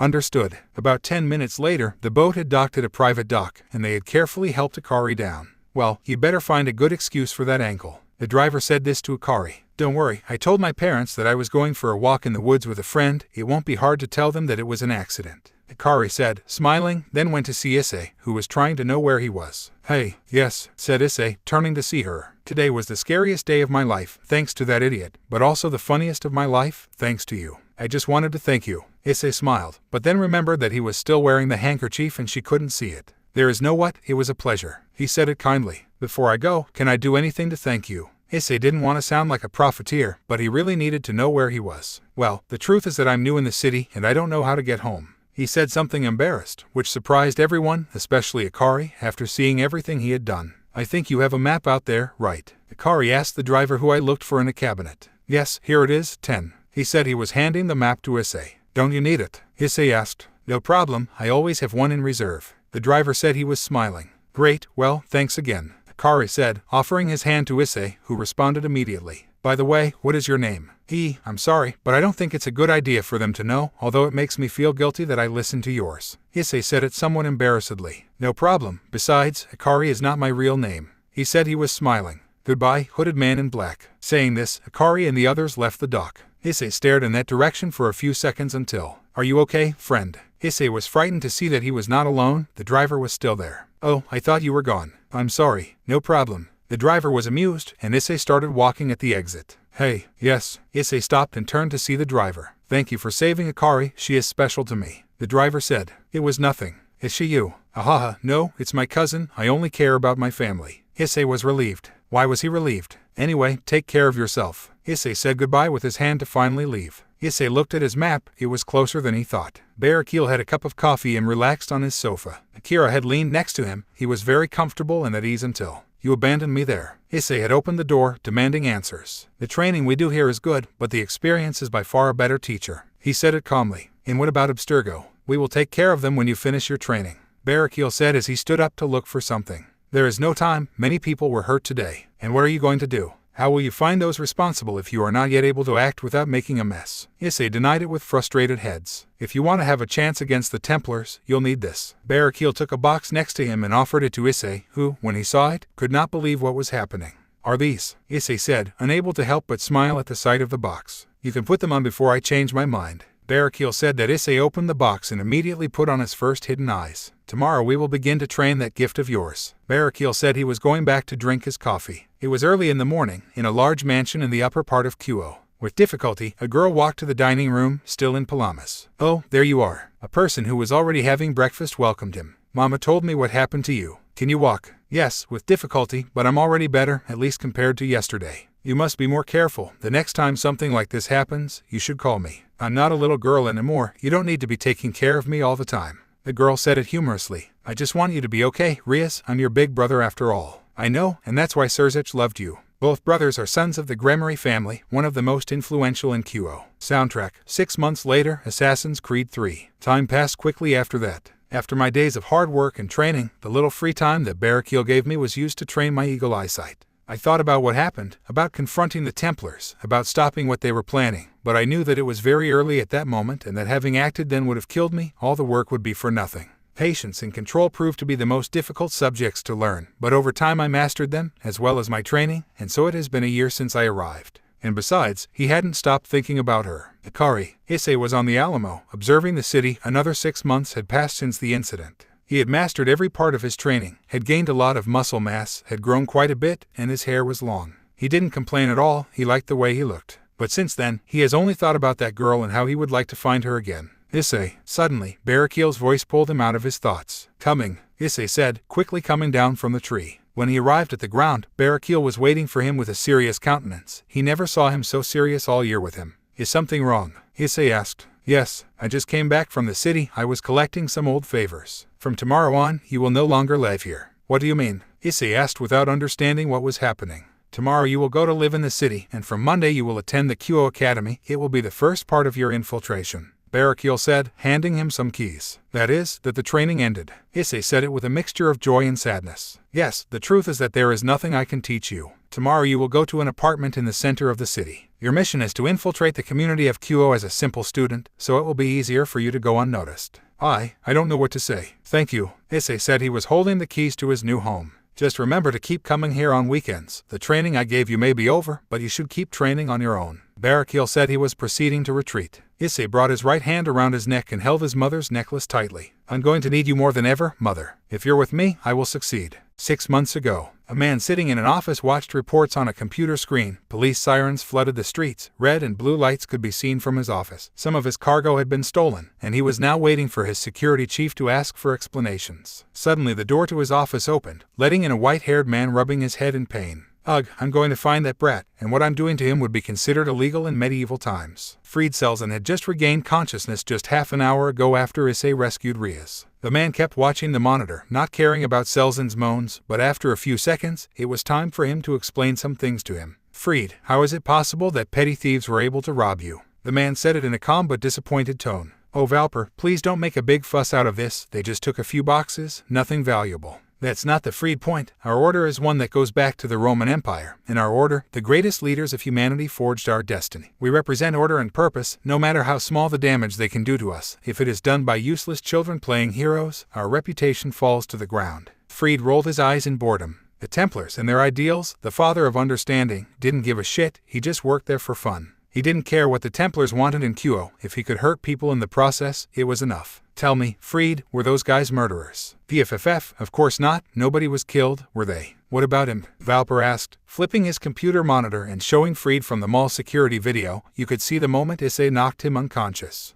He just took me by surprise. In a fair fight, he would never beat me. Fried said nervously. Oh yes, and what do you say to me now? Now the monitor showed a recording of the river docks where Issei finished with only 5 Abstergo guards. He's wearing a hood, he's clearly trained in combat, and he attacked Abstergo's personnel tonight. Fried, if there's an assassin in this city, we're in great danger. Oh, please, even if that guy was a murderer, he's just one of them. What could one of them do to us alone? Valper said nothing, arranged the monitor back to his position, then stood up and started walking around the office. Fried, did I ever tell you what happened at Abstergo's head office in Rome about 4 or 5 years ago? Valper said calmly. No, I don't think so. Fried said it ignorantly. Warren Vidic used to be the head of the Animus Project, a pioneer in genetic memory research, and arguably one of the greatest brilliant minds of our time. And he died because of a murderer, a lone killer who made his way into the building through the front door and, in the process, killed dozens of guards and one of our best agents, all of that he did by himself. Fried swallowed when he heard this. The truth is that he had never faced a murderer before. He felt disgusted now to understand what they were capable of, and he felt disgusted to be scared.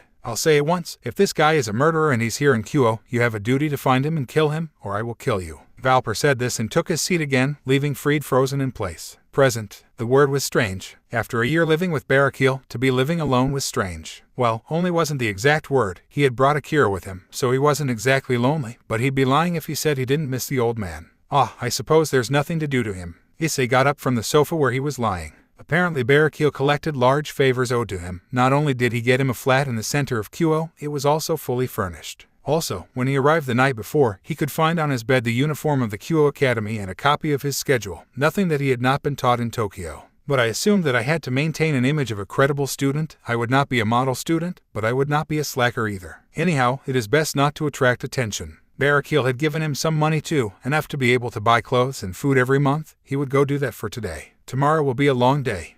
Issei was walking in the morning, still having the map that Akari's cousin gave him that day and using it to get to school. Akari had set out to find her in her spare time, but this city was not small, it would be hard work, plus her mission was always first. As he walked for another while, he could see how other students in the same uniform were on their way to school, so I followed them for a while by keeping the map. He was nervous, he didn't understand it. He had confronted Abstergo guards and the police, he jumped off a bridge, he jumped through 3 buildings as if nothing, but the school made him nervous. It was pathetic, but what else was he going to do? I think I'm wrong, I was looking for a school, not a museum. Issei said that when looking at the place, it was gigantic, it almost looked like a Renaissance palace. Yes, we provoke that reaction in our students from time to time. A female voice next to him caught his attention. They said it would arrive today, they described it very well, in fact. A girl with dark black hair and glasses was staring at him. She seemed to want to intimidate him with her eyes, which probably would have worked sooner if not for everything that had happened this past year. Does he have a bold look, or is it defiant? The girl asked. I would never dare, Issei said as he kept his gaze exactly the same. Well, follow me, Mr. Hayoto. The girl said this as she began to walk towards the main building. My name is Sona Citri, and I am the president of the student council. Her class is 2B, Tenga. Sona handed Issei a small book. Apparently, they were the rules and regulations of the school. I suggest you learn it literally if you don't want to have problems. Mr. Hayoto, your class is here, math, Sona said, stopping in his tracks by the door of the lounge. Have a nice day. Having said this, Sona retreated, leaving Issei confused. What was that? What's your problem? The classes had passed quickly, and Issei did not pay attention at all. There was no need. What he did all that time was listen, so it seems that Abstergo does not enjoy the best reputation in this place, despite the fact that several students were children or relatives of another type of employee of the company. Those guys that day were dressed up, and recognizing them now would be very difficult. But there was a possibility that some of them or maybe all of them attended this school, and possibly she also, but she did not see any blonde girls around the school. The school day ended, and everyone began to retire home or attend a club. Should I join one? No, it would not be convenient to have more school obligations. I had to put it in my head.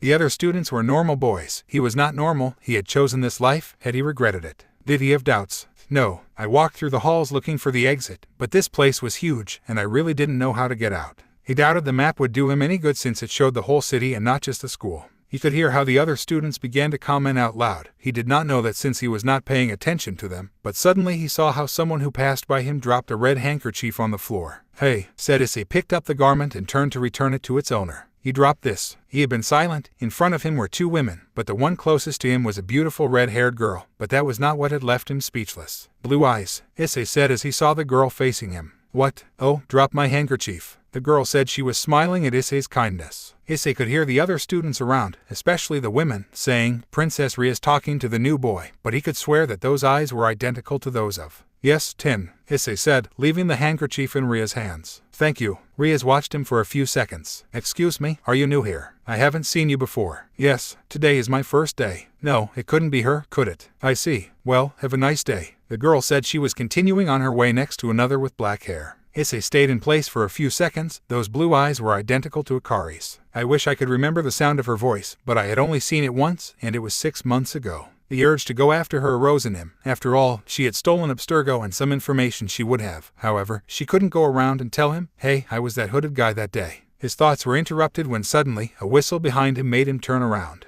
Wow, Ria's Gremory just talked to you, congratulations. Issei remembered seeing a girl with glasses and brown hair and pigtails. Is that your name? Issei asked. Yes, everyone here is crazy about her, men and women alike. She is European. She arrived here a year or so ago, and since then she has become the princess of academia. Her father is an important executive in that company that everyone hates. What was it called? Abstergo, Issei said with some rancor when recalling the events of 6 months ago. Yes, that, Abstergo, the girl said. Why does everyone hate them? Issei asked for an opportunity to get information. Rumors say that since they arrived here, they have been treating their employees in a degrading manner. They have come into conflict with popular interests. Some say they have even bribed police to gain access to private property. 6 months ago, there were several protests accordingly. And what exactly do they do? Construction. But they have really only gone from place to place without doing anything concrete. They have demolished old neighborhoods and evicted their occupants for no apparent reason. They have deforested much of the surrounding forests and did not build anything in their place. Nobody is quite sure why they are in Kuo, but thanks to the fact that Princess Gremory is here, so many say it is worth it. A person is not worth it for so much destruction. Issei said angrily that Abstergo had done his thing this year and he had done nothing to prevent it, but that was going to change soon. You are right, but nobody here will do anything about it. There used to be someone who opposed them a while ago, a mysterious woman and a group of people dressed in costumes who stole cargo from Abstergo, which delayed their operations, but for months it has not reappeared. Issei then remembered that it was her. Akari was the mysterious girl, but this Rias could not be her. Why would the daughter of an executive from Abstergo, who in itself could perfectly be a high-ranking Templar, attack her father's company? Anyway, be careful now. Many of the school population will not take it well that you have spoken to their princess. After all, they have her at the highest point of this school. The girl patted him on the back and then retreated. Highest point. Of course. At last I would get out of here. After questioning some students, Issei discovered that the highest point of the school was the roof of the gymnasium and that, according to them, the entire school was visible from there. Climbing the gym was no problem, and when he reached the top, he realized that he had not been lied to. Suddenly, Issei heard voices under him. Quick, Kenji, we need to change those mats for the new ones. A student outside the gym warehouse with a clipboard in his hand was standing next to a pile of old mats piled up.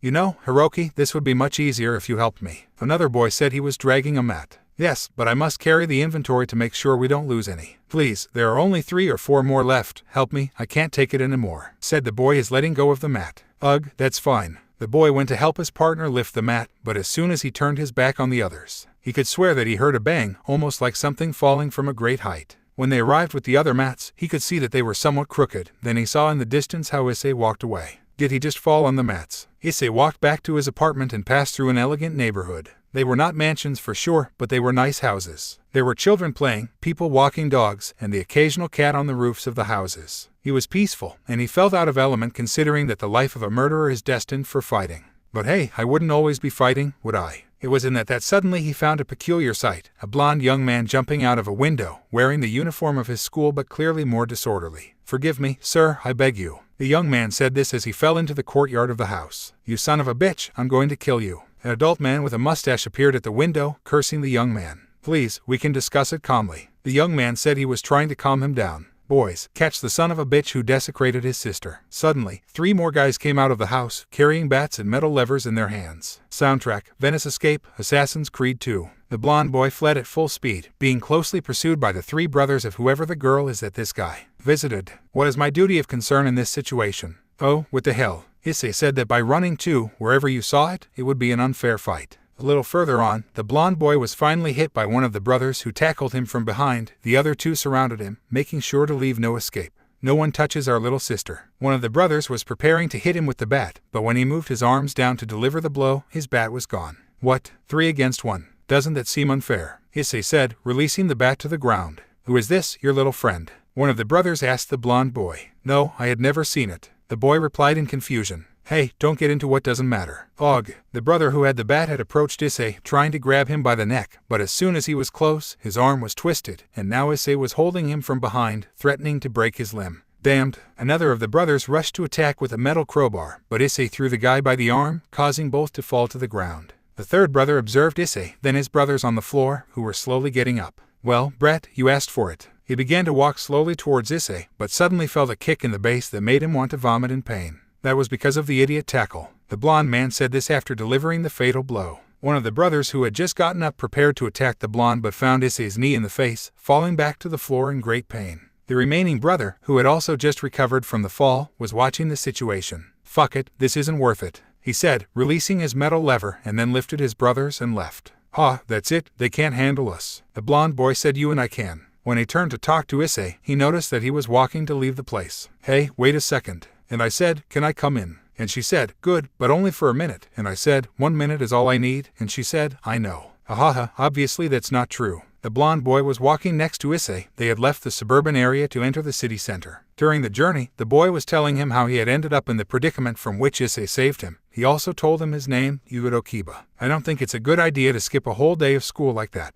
Issei was somewhat dismayed. "Friend, you have not seen that girl. It was totally worth it. Skipping the classes does not fight," Kiba said, laughing. "By the way, that was great. I think you're the second best fighter I've ever seen." "The second must be an expert," Issei said. "Yes, he was. I saw him fight alone against 5 other guys. He saved our butt when my friends and I got into trouble, but I never saw him again." And Kiba stopped talking as Issei stopped in his tracks and stared at him. "Do I fight 5 other guys?" Issei said worriedly. "Yes, a guy in a black hood. I've never seen anything like that in my life," Kiba said, remembering the moment. Issei put on a look and approached Kiba, then, in a low voice, "And by chance, did that happen on a dock?" Kiba changed his cheerful countenance for a serious one, looked at Issei, and suddenly, "Oh my god, you are." But he stopped when Issei raised his palm, motioning for him to stop, then looked into his eyes, and Issei simply slowly attended with his head. "I can't believe it. You have to speak in a less public place," Issei said as people passed by him in both directions. Issei and Kiba were on the ladder's floor, a 4-story building with apartments designed for singles or childless couples at most. It was cozy, to put it one way. "Do I offer you something to drink?" Kiba said. "No thanks," Issei said. "Okay, what do you want to talk about?"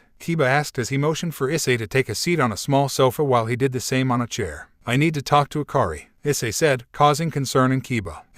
I see," Kiba said, scratching his neck. "The thing is, Issei, that doing that will be complicated." "Why would it be complicated?" Issei asked. "Akari has his reasons for doing what we do. Each of us has personal reasons. Hers are very complicated. She is not someone who will open up to anyone." "But I'm not just anyone. I was the one who saved them that day. And we thank you. At least I thank you very much. But Akari does not think the same. She was very shocked after we separated that day. She did not think that you helped us attack Abstergo. She only believed that you helped her because that guy had bad intentions with her." What Kiba said makes sense. He did not know these people, but they clearly had their reasons, and it seems that they were very deep. "Listen, you have your reasons for attacking Abstergo, and I have mine. I am not interested in what your reasons are or those of other people, but we have a common goal. I promise you that if you tell me everything you know about them, I will help you in return. You saw in person what I can do." Issei said it seriously. Kiba sighs. This guy was a walking battle tank. He would certainly be of help. "Listen, we haven't performed since that time on the river, almost completely due to Akari's injury. However, everyone in the group agrees to go back to work. We have been planning a coup to Abstergo in a week. If you help us, Akari may agree to talk to you." Issei thought about it. It was risky to get involved in something like that again, but he needed information from Abstergo, and maybe if Akari could give it to him, he would not get a better option in the short term.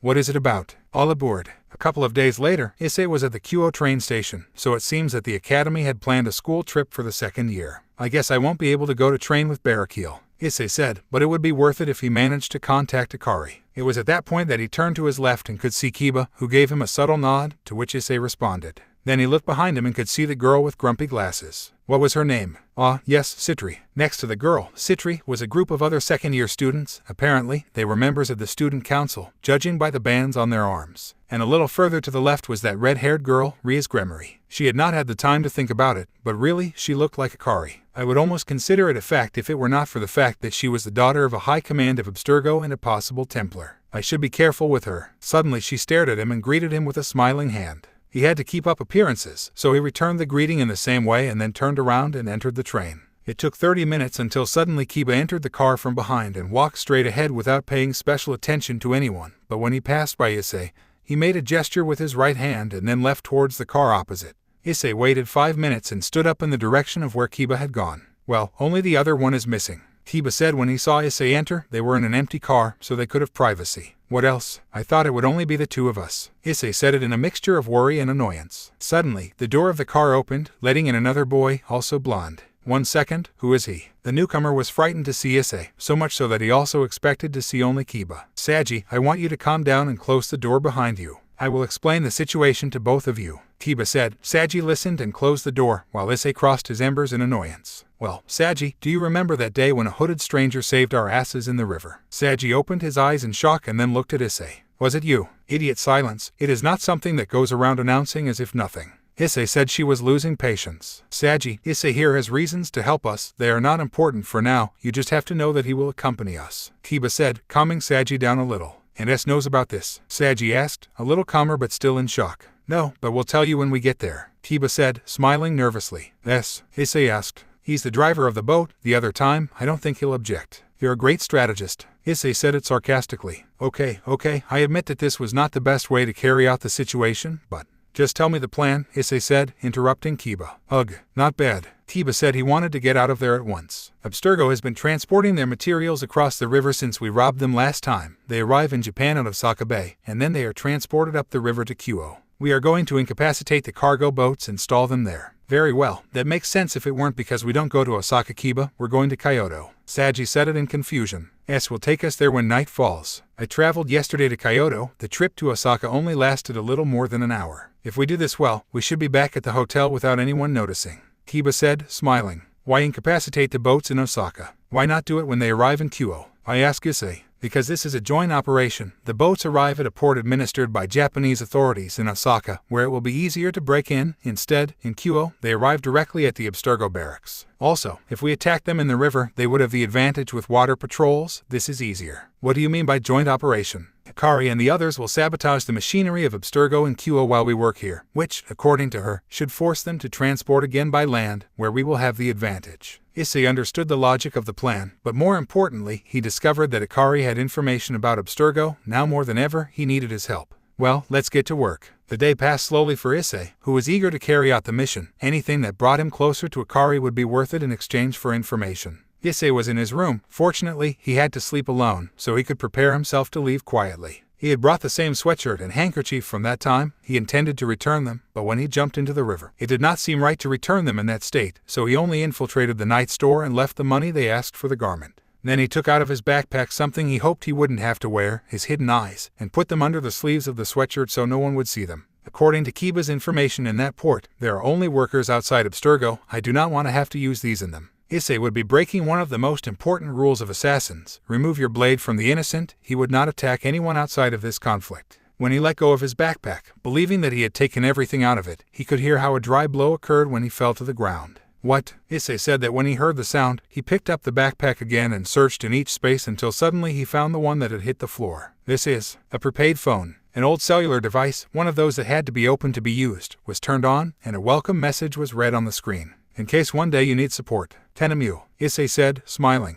He had hidden this in his backpack the day he left Tokyo. He had just found it a year later. 1 second. Issei then saw the phone numbers saved on the cell phone. They had no names, but he recognized them all. I remember the last thing I heard was that he went to Osaka on a mission. Maybe it's still there, Issei said, dialing the number and putting the phone in his ear. After a few seconds of silence, they answered. Hello? He recognized that voice. You're not going to believe this. Issei, Kiba, and Saji slipped away at night outside the hotel, now walking through the streets to the meeting point. As soon as they arrived, a car stopped beside them. The driver's window rolled down, revealing a young man with black hair. Who the fuck is he? The guy said this, pointing at Issei. Oh, not this again, Saji said. We will explain it to you on the way. For now, you just have to know that it will help us. We have to go, Kiba said as he climbed into the co-pilot's grip. Issei and Saji climbed in the back, and the car drove off. Well, explain to me who he is, he said. Issei saw Kiba, who was about to speak, but stopped when he waved with his hand. Maybe this will suffice, said Issei, covering his mouth with the handkerchief and putting on the hood. Could see in the rearview mirror as S opened his eyes in disbelief. By the way, thanks for the map. Don't invent, said S, alternating his gaze between the road and the back seat. By the way, I'm Issei Hayoto, Issei said, taking off his handkerchief and hood. Seriog Bale, he replied without being able to believe it yet. The road from Kyoto to Osaka was used to go over the plan several times. There was nervousness as everyone except Issei was used to Hikari being the one to lead. Now she wasn't, and they weren't sure who to follow. The car parked a few blocks from the port, and Issei put on his handkerchief and hood again to go outside. Are you ready? Kiba asked, to which Issei turned to see him freezing at the sight of the others. Kiba was wearing a horse mask, Saji had a wig and clown nose, and Seryog had a wool hat, a mustache, and fake sideburns. What? Is this how they will go? Issei asked without being able to believe it. That's how we were dressed last time, don't you remember? Saji said. I guess I was too busy running away from the police that I didn't notice. Issei said it with some embarrassment and then got out of the vehicle, being followed by the others. They walked a couple of blocks in the direction of the place and made sure to go on the roads less traveled, avoiding meeting anyone else. Well, here we are, Seryog said as he reached a fence separating the street from the port properties. You have to jump. I don't know, isn't there an easier way to? But Saji was interrupted by the metallic sound of the fence, and suddenly Issei was gone. Oh, that's good. The other three did their best to jump without falling. It took them several seconds, but in the end they succeeded. On the other side, Issei was kneeling facing forward. They were at the container site, and there were large cranes on them that were used to load or unload the barges entering and leaving the port. They were illuminated by faint pole spotlights at certain corners. Well, now we have to find the barges of Abstergo and sabotage them. Kiba said he was walking next to Issei, but he was motionless, looking ahead. Any problems? Issei raised his hand to his mouth, making the gesture of silence. The others were confused among them. Issei sighed and concentrated on his active eagle eyesight. Everything became clear, and it did not take long to see the red silhouettes. 8 port guards were walking around, maybe there were later. His eagle sight still did not reach its potential, but it would serve for now. Follow me. Issei said she was starting to move quickly. Hey, wait for us. Kiba said he was coming out after him, just like Saji and Seryog.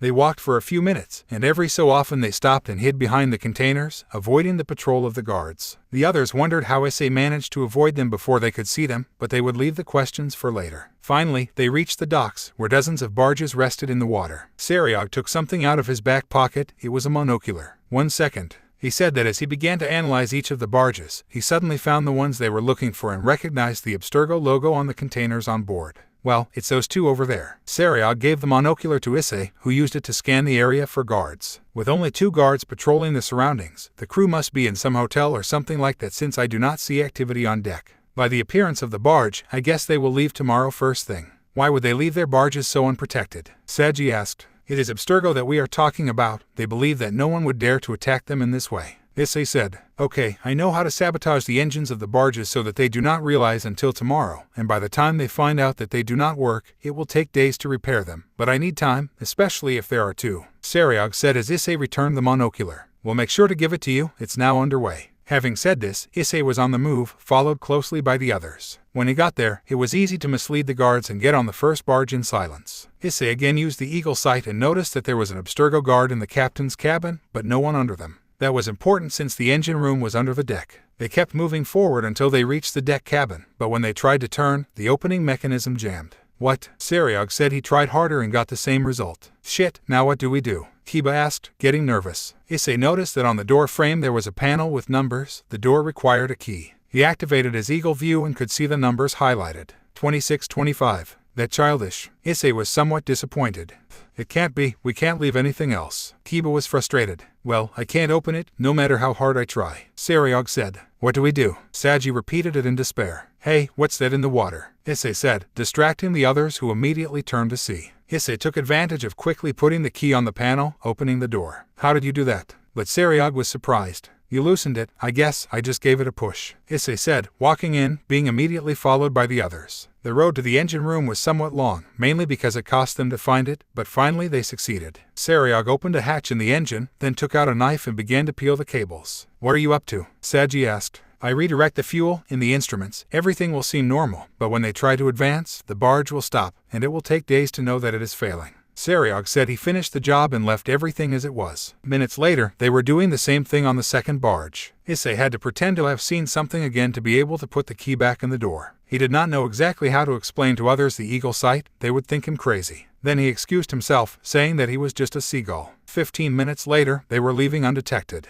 But when jumping back to land from the ship, Kiba did not fall in the best way and began to stumble. Trying to regain balance, he ended up colliding with a large pole behind him. Everyone watched him fall, and for worse luck, they could see how there was a button in the place where Kiba had hit with his back. I really hope that's not an alarm, Issei said as Kiba recovered by rubbing his back. A few seconds passed without anything happening. They thought that maybe it was nothing important until, bam! They looked at the water and could see how a container had fallen into the water. That button was the safety of one of the cranes. I suggest we all run, Issei said, watching the container fall into the water. You guys stop. And with the cry of the port guard, the four began to run through the vicinity of the port.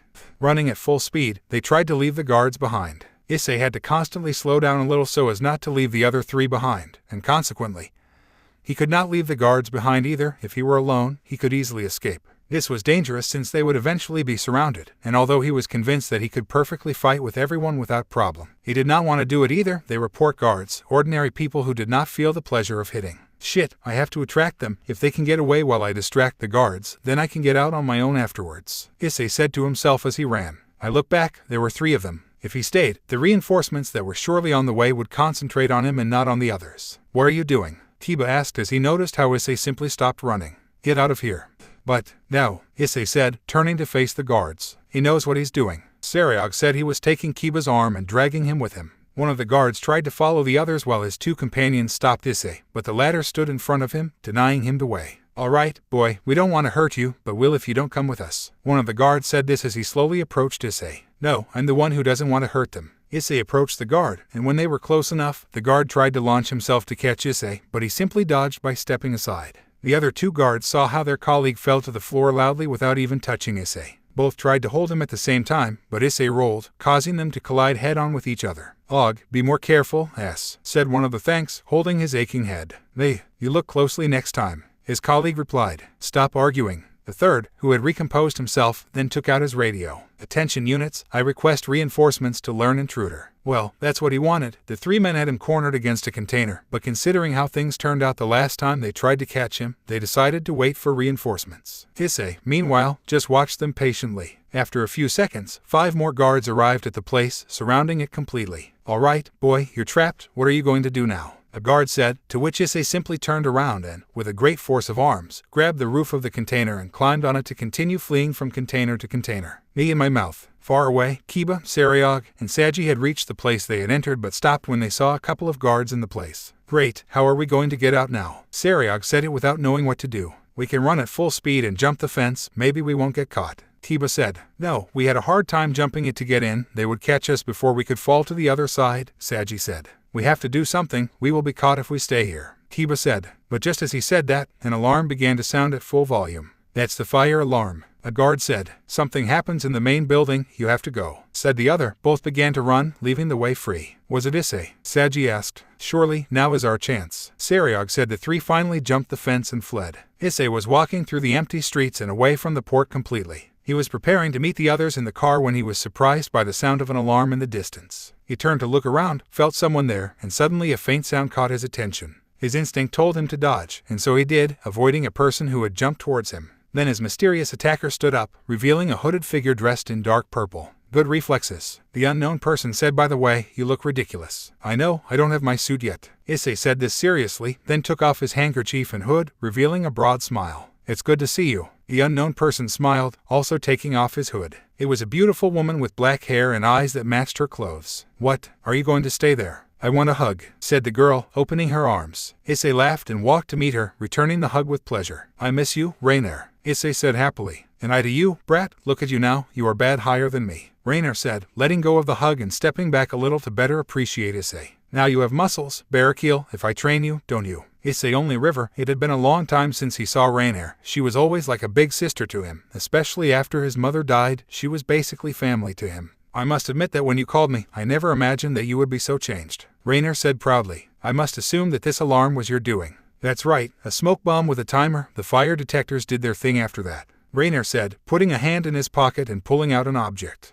Here's what you asked me for. Rainer threw the object at Issei. It was a USB stick. There is the cargo manifest of the Abstergo containers. It should give you an idea of what those bastards are up to in your city. Rainer said. Thanks, this will definitely be useful. Issei said to keep it very good. Okay, I must leave before the rest of my team finds out that I deviated from the mission. Rainer said to hug Issei again in farewell. Oh, and remember, Sockwheat, you owe me one. Infiltrating a port to steal information from a computer is not exactly fun. I know that if you need support with something, you know how to contact me, Issei said, smiling. Rainer raised his left arm and suddenly a rope shot from his wrist. Then he waved goodbye with his other hand and rose to the roof of a building. I want one of those. Where is he? Sariog asked impatiently in the car. They had seen police cars passing through the area in the direction of the port but did not notice them. It doesn't take long, Kiba said next to him. Do you think he got caught? Saji asked. "I'd hope not," Seryog said, but he just saw Issei calmly walking towards them in the rear-view mirror. "There it is." Saji and Kiba turned to look inside in relief when they saw the chestnut tree arrive. Seryog started the car, Issei got in it, and they were finally able to leave Osaka. The rest of the school trip was boring in comparison. You could see on the news the next day how the police said they had no idea who had been responsible for the break-in. Finally, the journey ended, and everyone returned to Kyoto. As soon as Issei arrived, he immediately went to see Barakil, who was surely upset with him for not training as promised.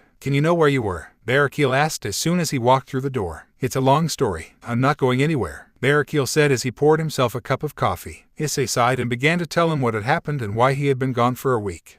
"A whole week, and you didn't even say goodbye before you left," Barakil said. "I am sorry," Issei said it embarrassedly. "It doesn't matter anymore. Put on what's there and follow me into the ring." Barakil said he was leaving the house. Issei saw that there was something on the table. "No way," Issei said, smiling. Already dressed, he arrived at the arena where Barakil was waiting for him. "In the old days, we had ceremonies for this kind of occasion, but I don't think you or I are that style." Issei was wearing the assassin's suit that once belonged to Barakil, the one he saw the day he arrived here. "You have your training and your tools, your goals and objectives, and now you have your degree." Barakil put his cane on Issei's shoulder. "Welcome to the murderer, boy." A week had passed since the events in Osaka, and fortunately for Issei, the others had been listed as a failed robbery attempt in the port's domains. Issei was now in class, watching out the window, thinking deeply. Kiba promised to talk to Rias to finalize details about his apparent alliance with them. If everything had gone perfectly, then Kiba would be waiting for him outside the room when the break began. The bell rang, and Issei quickly rushed out. Outside was Kiba, who, seeing him, only nodded his head, enough for Issei to walk next to him to the Paranormal Investigation Club, where Rias would be waiting for him to talk. He was nervous, he had been avoiding thinking about it, but Rias disturbed him in some way that he did not understand. He still remembers that day he carried her running in his arms. The blue of her eyes made him excited. "What did Rias say when you told her what happened?" Issei asked Kiba. "He yelled profanities at me for at least 15 minutes. Then he calmed down and let me finish talking. Then he sent me to look for you, and here I am. I didn't expect less." Issei said something amusing about what he heard, but suddenly, as he turned into the corner of a hallway, he was met head-on with a tumult of students outside the women's bathroom. "What happens there?" "I don't know." Kiba was just as confused. Both approached to see what was happening, and as they approached, the picture became clearer as they began to hear sobs. "It's Tsubaki. He's crying." Those were the words they heard spoken by those who were witnessing the situation more closely. "What?" Kiba said. He was starting to use his arms to get closer, being closely followed by Issei, and finally the situation was clear. On the floor of the women's bathroom was crying inconsolably Tsunami Shinra, the vice president of the student council and right hand of Sona Citri. Next to her was Saji, trying to recompose it without any fruit. For many, this image was shocking. Both she and Sona were known as the cold beauties because both were always serious and stoic, so seeing one of them cry in that way was an unfortunate spectacle. Just as Kiba was about to approach to ask Saji what had happened, he was interrupted when a hand pushed him aside. On one side, "There is nothing to see here." Sona Citri had come to put order in place and, above all, to see what had happened to her friend. "Saji, get everyone out of here, the matter is over." "Yes, President, you've heard it all right, everyone goes back to their business." With Saji's words, everyone began to disperse except for Kiba and Issei. When Saji saw them, he approached them. "Guys, you'd better go." But Kiba had no intention of leaving, not after what he had witnessed. "What happened?"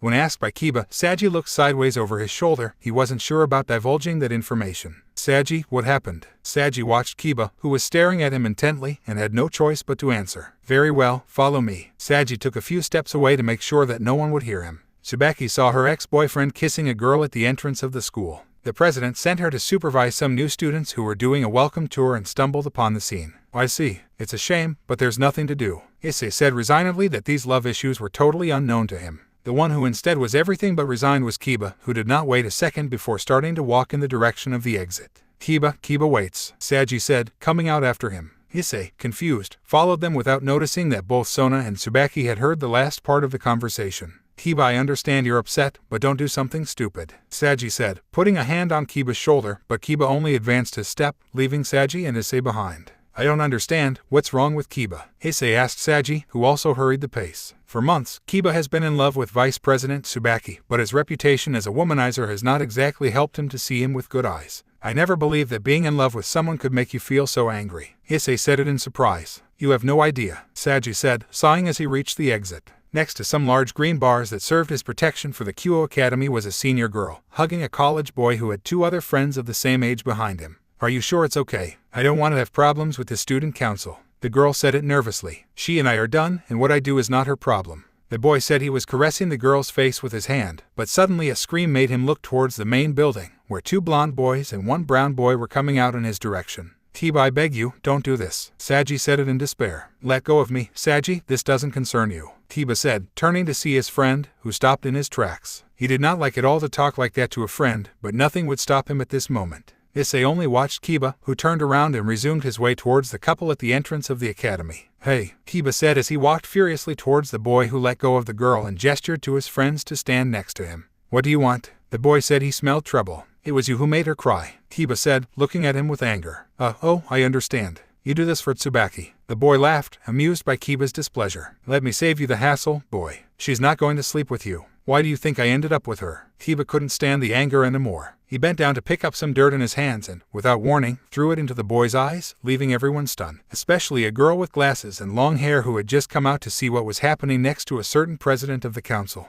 Ugh, you damn son of a bitch, said the boy, covering his sore eyes with the palm of his hand. Without warning, Kiba threw himself with a tackle towards him, falling both to the ground, where Kiba began to hit him as he could. However, in his emotion, he forgot that the boy was not alone at all. Kiba felt his hands move him away from the target of his anger. Not only that, but right now he was immobilized, and the boy in front of him began to get up from the floor. Damn impertinent boy, that hurt, the boy said as he rubbed his face. He had received a good punishment from Kiba. Tell me something, boy, why did you do this? When he finished saying these words, he hit the stomach of the helpless blonde, who immediately felt how the air had left his body. Kiba, Saji exclaimed helplessly, and Issei next to him just watched unperturbed. Do you think you're some kind of hero? I asked the boy again, and at the same time he slapped Kiba to wake up. He wanted him to feel every blow. Did she ask you to do it? He said. This was followed by another punch to the stomach. The others could no longer continue to observe what was happening. It did not help that just at that moment Riaz appeared on the scene. She had come to look for them since Kiba and Issei were supposed to be heading to their club to talk. When neither of them arrived, he worried and finally came across this scene. Issei, for his part, had not interfered since he was not sure to act. The school right now was his focus of information. A fight here could be very damaging to his infiltration plan. But as soon as he saw Riaz appear, he remembered what he told him that day in the mall when she asked him why he had helped her. My creed demands it. That's right, he's a murderer. Murderers exist to protect the innocent, the victims of injustice. That guy, although he was not a Templar, was being really unjust. Fuck it. Issei couldn't stand it anymore and started walking in the direction of conflict. Saji, observing this, could only think of one thing.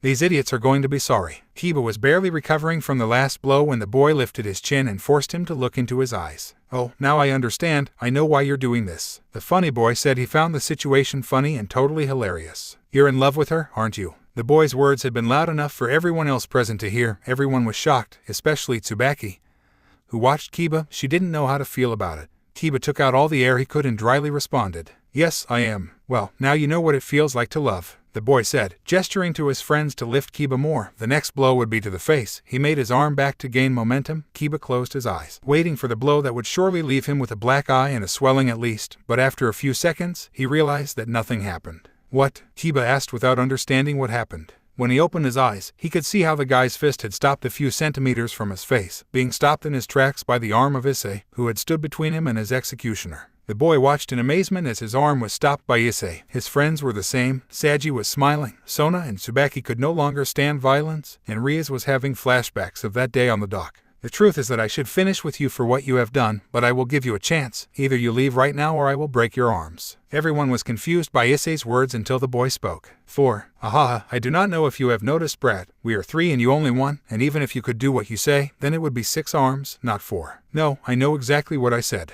In an instant, the boy went from seeing Issei to lying on the ground. But one of you has to take the others to the hospital. Issei said that with his foot up, he had kicked the boy in the chest, knocking him down hard. The other 2 let go of Kiba, who fell to the weak ground. Both watched Issei for a few seconds, not knowing what to do, until one of them finally launched into the attack. Issei, undeterred, took the arm that the guy had thrown, trying to hit him, and using inertia, threw him back. The guy collided with his leader, who had just risen from the ground. Issei was watching the last guy, who watched him with fear, but he had no choice but to attack. He tried to throw a kick with great force but with equal clumsiness. Issei dodged it with great simplicity. The guy lost his balance and stumbled until he fell to the floor without Issei having to do anything. The guy looked at Issei in fear, and the chestnut only raised an eyebrow. And I'm leaving. The guy said he was getting up at full speed to flee. Damn son of a bitch. Issei turned and saw the leader next to his last friend. He gestured to take something out of his pocket. His friend listened and took out a mitten and put it in his hand. Interesting. Issei said in an ironic manner that when the subject rushed to attack, Issei simply put his face aside, caught the attacker's arm with his own, and when he made sure he had it well caught, he began to hit him repeatedly in the stomach, at least 10 times. When the punishment was over, the guy fell breathlessly to the floor, leaving the leader, the guy who had started with all this, completely alone.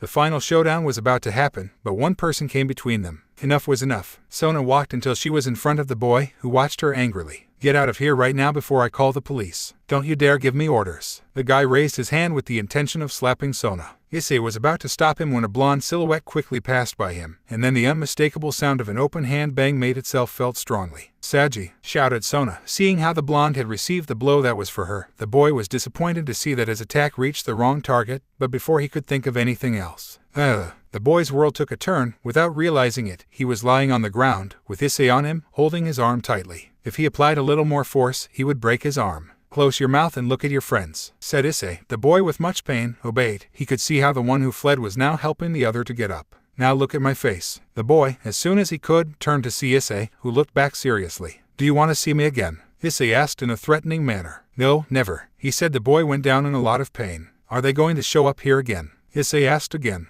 Not in a million years. Not bad, Issei said, letting go at last. After the intense confrontation at the entrance of the academy, Issei stood next to Kiba and Saji in a corner of the schoolyard. Saji was checking his bruised cheek as Kiba tried to recover from the blows he had received to the stomach. The tension in the atmosphere was palpable, and everyone knew that it had not been a simple altercation. Amidst that awkward silence, Issei noticed Riaz and Akino approaching. Riaz wore a serious expression, but there was a flash of worry in her blue eyes. Akino, for his part, seemed to be assessing the situation with his usual enigmatic smile. Riaz stopped at a safe distance from Issei and the others. His gaze met Issei's, and for a moment, time seemed to stand still. There was something in his gaze that Issei couldn't decipher, a mixture of surprise and curiosity. Issei, I suppose you want to talk, Riaz said finally, her voice firm but slightly tense. Kiba has told me about you. I'd like to talk to you alone, if you don't mind. Issei nodded, feeling a strange mixture of nervousness and anticipation. Kiba and Saji exchanged glances and walked away discreetly, giving Issei and Riaz space. They walked a few steps away from the tumult, and Riaz insisted on going to the Paranormal Investigation Club so that she could talk more comfortably. Upon arriving there, Riaz asked Akino to pour some tea. Issei could feel Riaz's gaze on him, as if he were trying to read her thoughts. Issei, I want to thank you for what you did today, Riaz said sincerely. You didn't need to intervene, but you did it anyway, Riaz said in a serious but warm tone. Just like what happened at the mall a few months ago. Issei nodded, clearly remembering that day. It was a dangerous situation. I'm glad I was able to help you. Riaz offered him a grateful little smile. I want to thank you for that, Issei. Not many people would have intervened in such a situation, least of all by someone they barely knew. Issei shrugged, feeling a little uncomfortable with his appreciation. You don't have to be thankful. I just don't like to see anyone abuse their power to hurt others. Riaz smiled slightly, as if she had understood something that Issei had not explicitly said. You're a man of principle, aren't you? It's not common to find someone willing to stand up for others, even if it means facing adversity. Issei felt uncomfortable under his piercing gaze. It's not a big deal. I was just in the right place at the right time. Riaz nodded, but she didn't seem convinced. You're modest, Issei. However, there is something about you that goes beyond mere chance. How do I describe it? A kind of intriguing aura. Issei didn't know how to respond to it, and he felt even more uncomfortable. But Riaz changed the subject abruptly. There's something I'd like to discuss with you, Issei. Something that goes beyond what happened today. His gaze became more intense. The time when you helped us in the river makes me intrigued by your presence here and your skills, but you completely disappeared after that. Issei smiled, but his smile had a mysterious tinge. I wasn't supposed to act yet, but since I came to Kyoto, I've been researching, looking for answers about certain organizations and their activities. Riaz leaned forward slightly, approaching him. So that's why you wanted to see me, because I'm involved in that too. We're not that different, Issei. We are both looking for the truth behind the shadows. The question is, why do you do it? Issei put on a serious countenance and was ready to politely refuse to answer, but Riaz spoke again. Oh, Issei, you're so cautious. But don't worry, I'm not here to expose you or judge you. In fact, I want to offer you my help. Issei looked at her in disbelief. Why would you help me? This was what Issei was looking for, but he was curious to know why Riaz offered it so easily. Riaz looked him straight in the eye. Because I see in you something valuable, something that could be very useful in our shared goals. And, if you allow me to be honest, there is something about you that attracts me in a way. Issei didn't know how to react to his words. There was a palpable tension between them, a magnetic attraction I couldn't ignore. However, there was also a voice in his head warning him not to trust too quickly. Riaz took a step closer, shortening the distance between them, while Akino returned with tea. Issei, I know there are secrets you haven't shared yet. But I also have secrets I can reveal to you, information that could change your perspective. If you're willing to be a part of this, if you're willing to trust me, I feel like you can show me a world beyond what I ever imagined." Issei struggled with his emotions. He felt a mixture of distrust and curiosity, but also a growing attraction to Rias. His blue eyes seemed to read his thoughts, and their presence enveloped him in a sense of mystery and excitement. The tension in the air was palpable as Issei finally responded. "I'm not sure what you're looking for from me, Rias, or if I can trust you. But I'm willing to listen to what you have to say." Rias smiled with satisfaction, as if she had made a small breakthrough in her game. "That's all I need for now, Issei. I promise you won't regret taking the first step into the unknown." The conversation was suspended in the air, loaded with promises and mysteries. Issei and Rias looked at each other, aware that they were on the threshold of something bigger than they had imagined. Kiba walked through the halls of the academy with a steady step, his mind full of thoughts about what had happened in the fight. He knew that Tsubaki was aware of his feelings now, thanks to Issei's intervention and the assailant's revelation. It was time to face the situation and talk to her, although the knot in her stomach reminded her how uncomfortable she felt about it.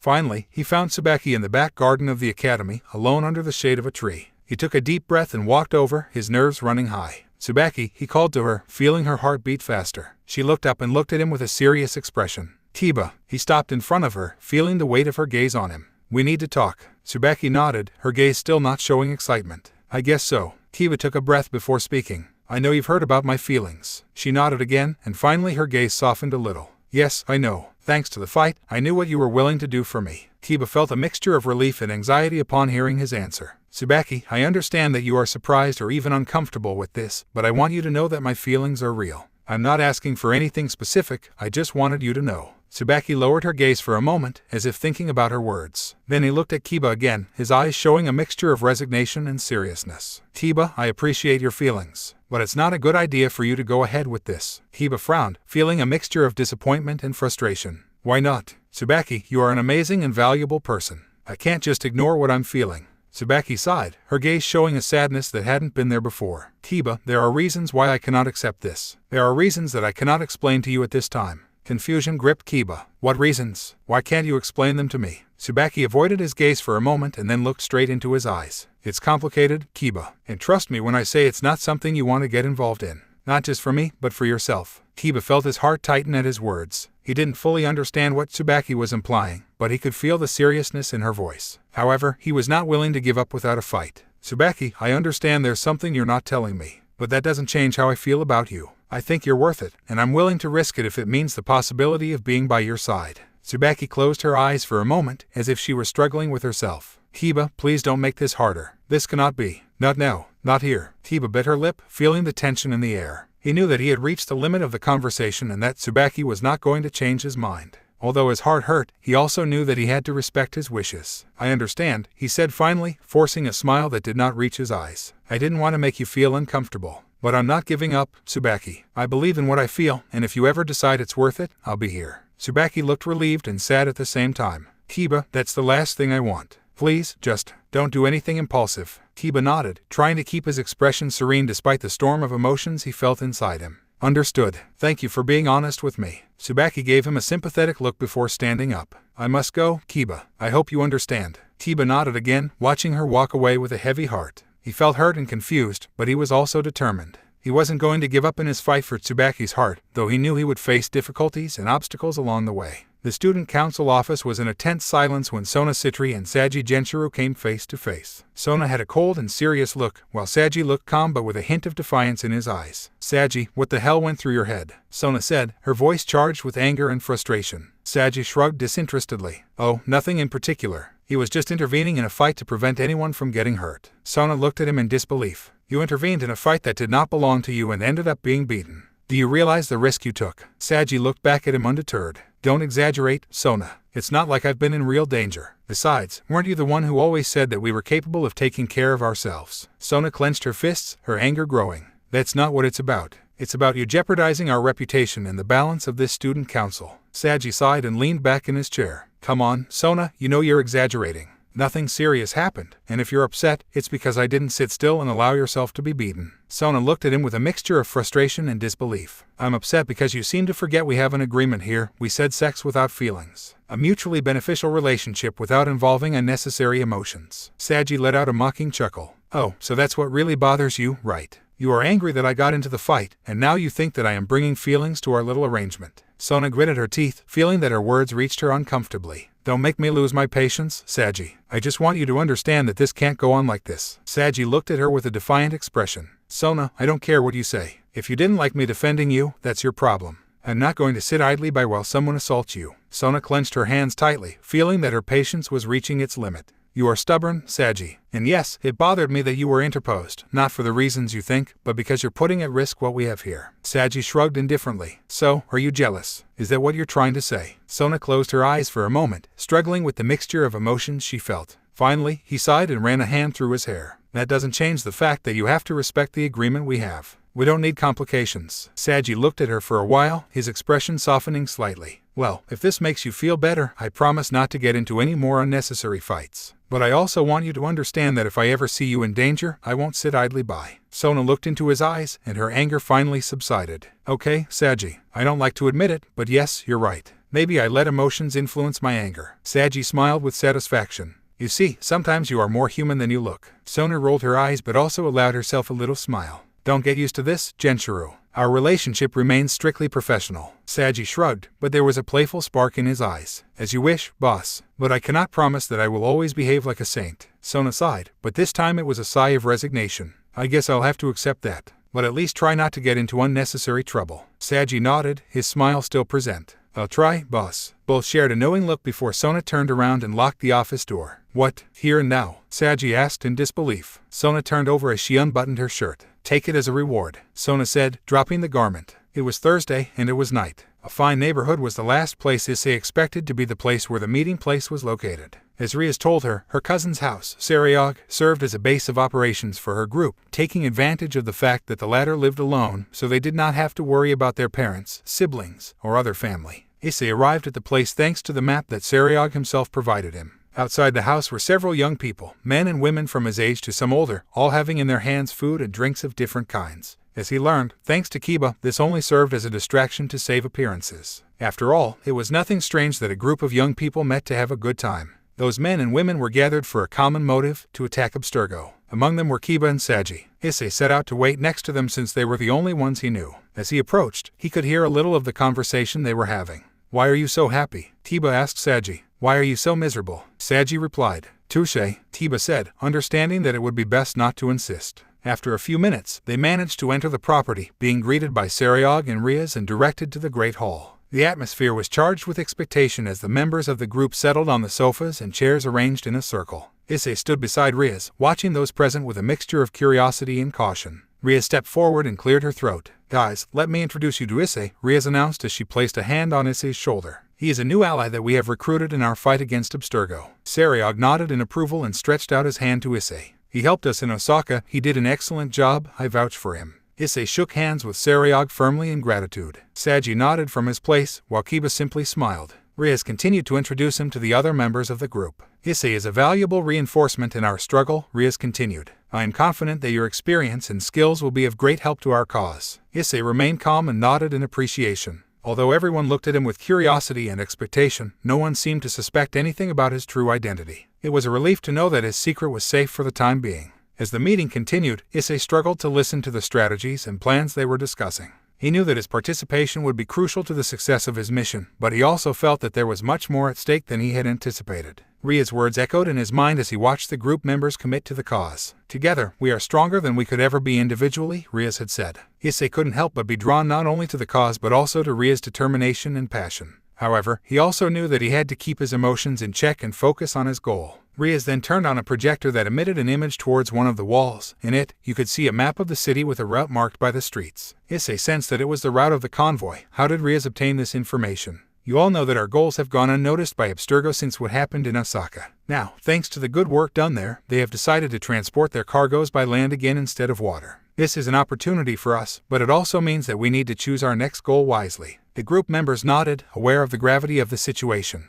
Taniko, do you have any suggestions? Rias asked, turning his gaze to the little girl. Taniko took the floor and said, if we attack in a densely populated area, we could confuse the security forces and escape more easily into the crowd. Gazes turned to Saji, who had a thoughtful expression, then raised his hand, pointing to a place on the map. Maybe we could attack somewhere more remote. Abstergo might not be as prepared there, and we could avoid unnecessary trouble. Issei analyzed the map carefully, and after a few seconds, he spoke with a firm and determined voice. I have an idea that could work. A bridge. On a bridge, we might limit your escape and maneuvering options. In addition, if we blocked the bridge, we could control the situation and prevent them from moving away easily. Issei pointed with his hand to the bridge from which he had jumped. Some members of the group raised their eyebrows, questioning Issei's choice. A bridge? Why would that be a good idea? Asked one of them. Issei was not intimidated and began to make his arguments. A bridge restricts their movement. They cannot easily deviate and would have to face us head-on. In addition, bridges are often points of congestion, which could slow down the response of security forces. We could block the exits and have more control over the situation. It is true that a bridge could give us an advantageous defensive position, Kiba interjected, recalling the tactical reasons Issei mentioned.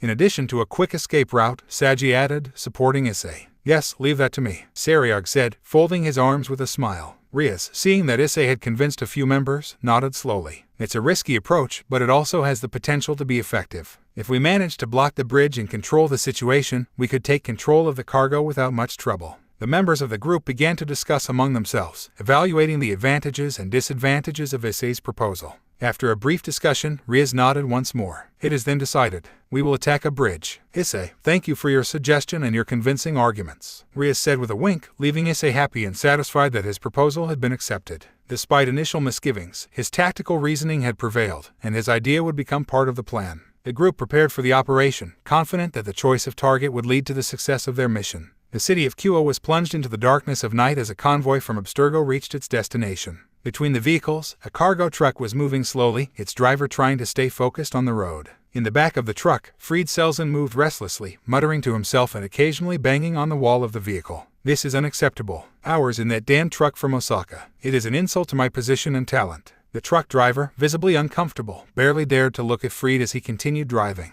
He didn't know how to deal with the storm of grievances and rage emanating from the young warlock. Finally, Fried took out a small radio from his pocket and turned it on. Valper, are you there? Valper's voice echoed on the radio. Yes, Fried, what's going on? Fried gritted his teeth, his frustration evident in his tone of voice. This torture on wheels has lasted long enough. My patience has a limit, and I refuse to be treated like an insignificant commoner. Valper sighed, apparently accustomed to Fried's eccentricities. I get it, Fried. But we can't let those thieves strike again. You're there in case something happens. Then there's the matter of our friend. Do you have any idea how we can fix this if it comes up? Fried smiled ominously. Don't worry, Valper. I have an ace up my sleeve. In case something happens to me, I have prepared a little surprise. The tomahawk with which I will leave a clear message if anyone dares to stand in my way. Valper seemed pleased with Fried's response. Very well, but remember that we need this operation to be discreet. I have managed to move influences so that the police do not intervene in case of an accident, but we cannot draw attention unnecessarily. Fried nodded, though Valper couldn't see it through the radio. Don't worry, Valper. My goal is to accomplish the mission without a trace, but I won't let anyone stop me. The radio conversation ended, and Fried put the device back in his pocket. Although he was still annoyed by his awkward journey from Osaka, he was now focused on his goal. The promise of a lethal surprise in case of trouble made it clear that Fried was not willing to let anyone ruin his mission. Fried was thoughtful for a moment after cutting off communication with Valper. He recalled with the era when the killer humiliated him in their only confrontation. In addition to what Valper told him he would do to him in case he failed, despite his defiant attitude, he knew that he could not underestimate the words of the Abstergo leader in Kyo. The issue of the killer had long been a constant concern, and Valper's threats were very real. You shouldn't worry so much about the killer, Valper, Fried muttered to himself. It hasn't appeared in months. It's probably already been deleted by someone else. However, Valper's words kept echoing in his mind. He wasn't known for taking threats lightly, and Fried knew he had to be careful in how he handled this situation. As the truck continued to move down the dark road, Fried decided to call Valper again. Valper, I know you have your worries, but the killer hasn't shown signs of life in a long time. I think we can concentrate on the mission at hand. Valper's response was immediate and forceful. Fried, don't underestimate the threat posed by the killer. Their ability to infiltrate and eliminate our members is dangerous. If it appears, I need you to take care of it personally. Fried tried to tone down the conversation, though his frustration was still latent. Calm down, Valper, remember what I said, you were just lucky. Valper's voice became even more cold and threatening. Make no mistake, Fried. Your destiny is very dark if you do not fulfill your responsibilities. I will not tolerate failures in this matter. Fried clenched his fists, feeling a mixture of anger and resignation. He knew Valper wasn't playing games and that the consequences of ignoring his warning could be disastrous. Got it, Valper, Fried replied finally, his voice charged with tension. I'll be sure to take care of the killer if he turns up. The communication ended, and Fried sighed, feeling the weight of responsibility that fell on him. He was disgusted that, for the first time in his life, he was scared of someone. The tension was palpable in the dark alley where Ria's group was hiding, waiting for Abstergo's convoy. Rias, personified as Akari, and Kiba stood a little apart from the rest, and whispers of worry filled the air. "Where is Issei?" said Rias in a stiff voice, her brow furrowed with frustration. "It should have arrived by now." Kiba looked at her with a calm but firm expression. "Don't worry, Akari. I have known Issei for a short time, but I know he will arrive. He is surely handling something important before appearing." Rias let out an exasperated sigh. "I can't believe I'm late at a time like this. This is crucial to our plan." "I understand your concern," Kiba replied, "but you must also remember that Issei has proven to be an exceptional fighter. If there's anyone who can handle an unforeseen situation, it's him." Rias crossed her arms, showing her discontent.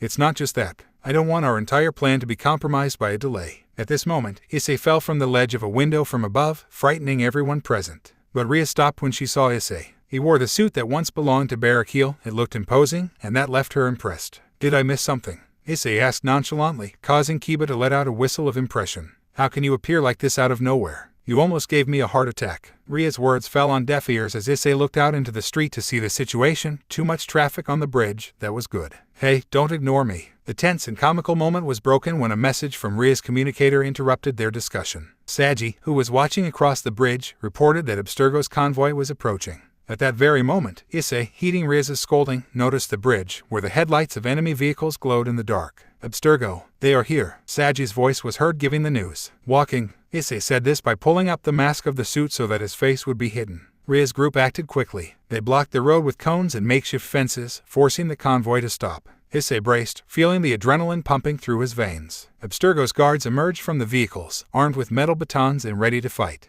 It was time for action. Issei was the first to move. With surprising agility, he advanced towards the first guard who approached him. With a series of fluid movements, he disarmed the enemy and knocked him out of action with a well-placed blow. His meticulous training was shown in every precise movement he executed. Members of Ria's group also sprang into action, launching coordinated attacks on the guards. Kiba, Saji, and the other men proved their bravery in hand-to-hand combat, incapacitating enemies with the help of numerical superiority. Fences and cones became improvised weapons, and the sound of banging and screaming filled the air. Issei was a whirlwind of speed and strength, facing multiple opponents at once. His agility allowed him to dodge blows and counter with calculated movements. It wasn't long before it became clear that he was the most skilled fighter in the group. But the situation changed drastically when Fried got out of his truck. The presence of the Abstergo warrior made the atmosphere more tense. Fried imposes an aura of formidable hatred, and everyone could feel it. "Here you are. Do you know I've been looking for you for months?" Fried said it with a sick smile. "You owe me a rematch." Rias was able to observe Fried, recognizing him as the madman who injured his ankle 6 months ago. He was terrified of seeing Issei face him but decided to trust that he could beat him. Issei didn't say anything. This guy made him sick, and he was happy to be able to beat him up. Fried then went on the attack with his fists. Issei and Fried clashed in an intense, choreographed fight. His movements were fast and powerful, with every punch echoing in the air. Issei stood firm, using his training and skills to counter Fried's attacks. However, Fried also demonstrated his prowess, blocking and evading Issei's punches accurately. The fight between Issei and Fried became a clash of titans, both determined to prevail. The other members of the group were still fighting Abstergo's guards, but everyone could feel the attention focused on the central fight. The action sequence continued with Issei and Fried exchanging punches and blocks, a deadly dance of skills and strategies. The clash of his forces created perceptible shock waves, and the ground seemed to shake under his intensity. Issei's skill and determination were pitted against Fried's ferocity and experience, and the fate of the confrontation was at stake. Issei, after some precise evasion movements, managed to take advantage of a moment of advantage by hitting Fried in the face, causing him to fall to the ground. "Ugh, you damn worm." Fried said he was complaining of pain. After that, he stood up and looked for something among his clothes. "Very well, you asked for this." Fried took out from his coat the tomahawk. It was black with red details, a very sharp weapon, and above all, lethal. Issei was dismayed. For the first time in his life, he was facing someone who would clearly try to kill him. "Well, I guess I don't have a choice." Issei raised his wrists, and from both hands came his hidden blades, the flagship weapon of the assassins. For the first time, Issei will fight with them. "I knew it. After all, you are a murderer." Fried said it with a mixture of excitement and anger. Issei faced Fried with determination, holding his hidden blades in combat position. The two stared at each other, the silence of the bridge only interrupted by the noise of the nearby water current and the distant shouts of the guards in conflict with the other members of Ria's group. Fried charged ferociously, the tomahawk aloft, and threw a horizontal punch at Issei. But the young assassin was fast and agile, dodging the attack with fluid movement. With a flurry of calculated moves, Issei counterattacked accurately, directing his hidden blades towards Fried's weak spots. Metallic sounds filled the air as the guns collided. Issei and Fried moved in a frantic dance of punches and evasions. Issei took advantage of his agility and dexterity, attacking with precision and speed, while Fried used his brute force to try to crush his opponent.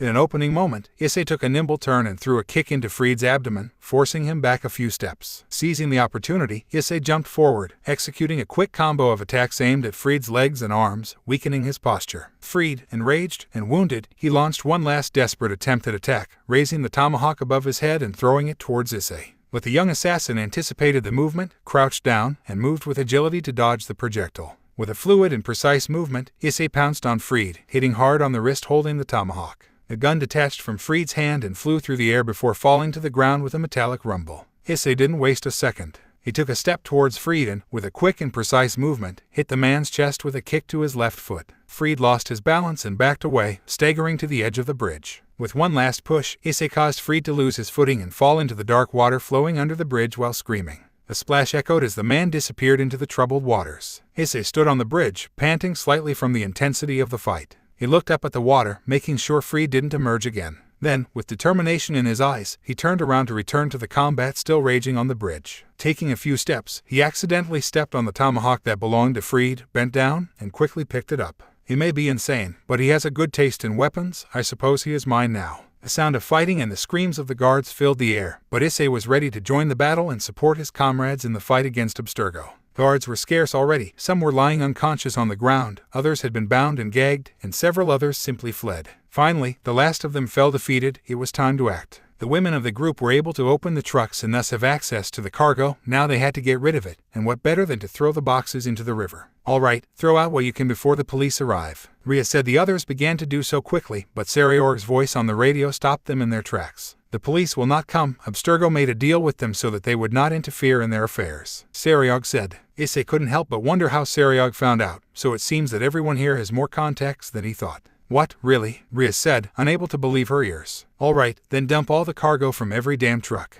As they prepared to do so, thanks to the dissipation of the adrenaline of battle, they could hear people cheering. Looking up, Issei could see how all the people in the vehicles had gotten off to celebrate their actions. The people of Ku were fed up with Abstergo, and they were preparing to celebrate any action against them. The rest of the group threw the boxes of the trucks one by one into the river. Every material, every spare part of the machinery of Abstergo, everything was buried under water, ruined forever. Suddenly, Kiba and Saji appeared next to Issei. Saji had a box in his hands. We keep the last one for you. Issei took the box in his hands and lifted it into the air, being greeted by a thunderous celebration from everyone around him. Issei approached the railing of the bridge to throw the box, but in doing so, he realized that on a distant pier was Fried, who had just emerged from the soaked water. Fried looked up and could see Issei with the box in his hands. Issei finally extended his arms, showing the box to Fried. After that, he let go, dropping it into the water. Ups, Issei said with a smile behind his face. Damn unhappy bastard, I'm going to kill you, Fried said, but after that, he sneezed because of the cold water. Sariorg, after a few minutes, took everyone into his boat. The Battle of the Bridge would become a legend in Kuo, yet another humiliation for Abstergo in the city. The group met at Sariorg's house once again, and they decided to take advantage of the food they had brought to celebrate their victory. In the midst of the celebrations, Issei felt out of place, almost guilty. He is a murderer, a warrior. Celebrations like that were not his right. However, not wanting to leave and appear rude, he asked Sariog for permission to go out into the backyard to get some air. Sariog was about to accompany him to conduct it, but because Kiba, who had gone over drinks, was on top of a table singing at the top of his lungs, Sariog could not. So Issei simply received directions to the backyard. Issei stepped out into the backyard of Sariorg's house, where the cool night breeze caressed his face. He sat on a bench, watching the moonlit garden. Despite the victory, an uncomfortable feeling still weighed on his chest. There was something about the way Fried looked at him, an intensity that made him uneasy. As he lost himself in thought, Riaz joined him in the courtyard. Riaz's worried look did not go unnoticed by Issei. Are you okay? She asked softly. Issei sighed and nodded. Yes, only, I do not know. Sometimes I feel like this isn't for me, all this celebration and excitement. My way of life, Riaz, my world has never been shrouded in violence and danger like tonight, even though I know how to fight. Also, I'm not used to this kind of joy. Riaz leaned her hand on Issei's shoulder tenderly. I understand what you're saying, Issei. But that doesn't mean you can't enjoy moments like this. Tonight, you have done so much for us and for this city. You deserve to celebrate this victory. Issei squeezed a grateful smile, acknowledging Riaz's comforting words. I guess you're right. It will only take time for me to get used to all this. Riaz nodded and then averted her gaze to the garden. I also noticed the look that Madman threw at you. Seemed personnel. Not just because of what happened months ago at the mall, it almost seemed like something deeper. Issei frowned, remembering the intensity in Fried's eyes. No, Riaz laughed. I guess a single battle together wouldn't be enough for Issei to fully open up to her. Reyes gently squeezed Issei's shoulder. We're here to support you, Issei. Both of them were silent for a moment, contemplating the tranquility of the night. Issei was grateful to have someone like Reyes by her side, someone who had her own internal struggles and was still willing to support her. Thank you, Reyes, Issei said finally. Reyes smiled and gave him a comforting hug. Always, Issei. Now, let's get back to the celebration. You have won this moment of joy. Issei was petrified. He never expected that gesture from Reyes. After a night full of punches, kicks, and somersaults, a simple hug caused more damage than any of those last things. Together, Issei and Reyes returned inside the house, joining the celebration that was in full swing. Despite his doubts and concerns, Issei knew he had a place among these comrades and friends who had fought together against Abstergo. Okay, sadly the chapter is over. And if you enjoyed, just leave a like and subscribe with post notification, so when the next chapter is ready, you will be notified. Okay, see you in the next video. Bye.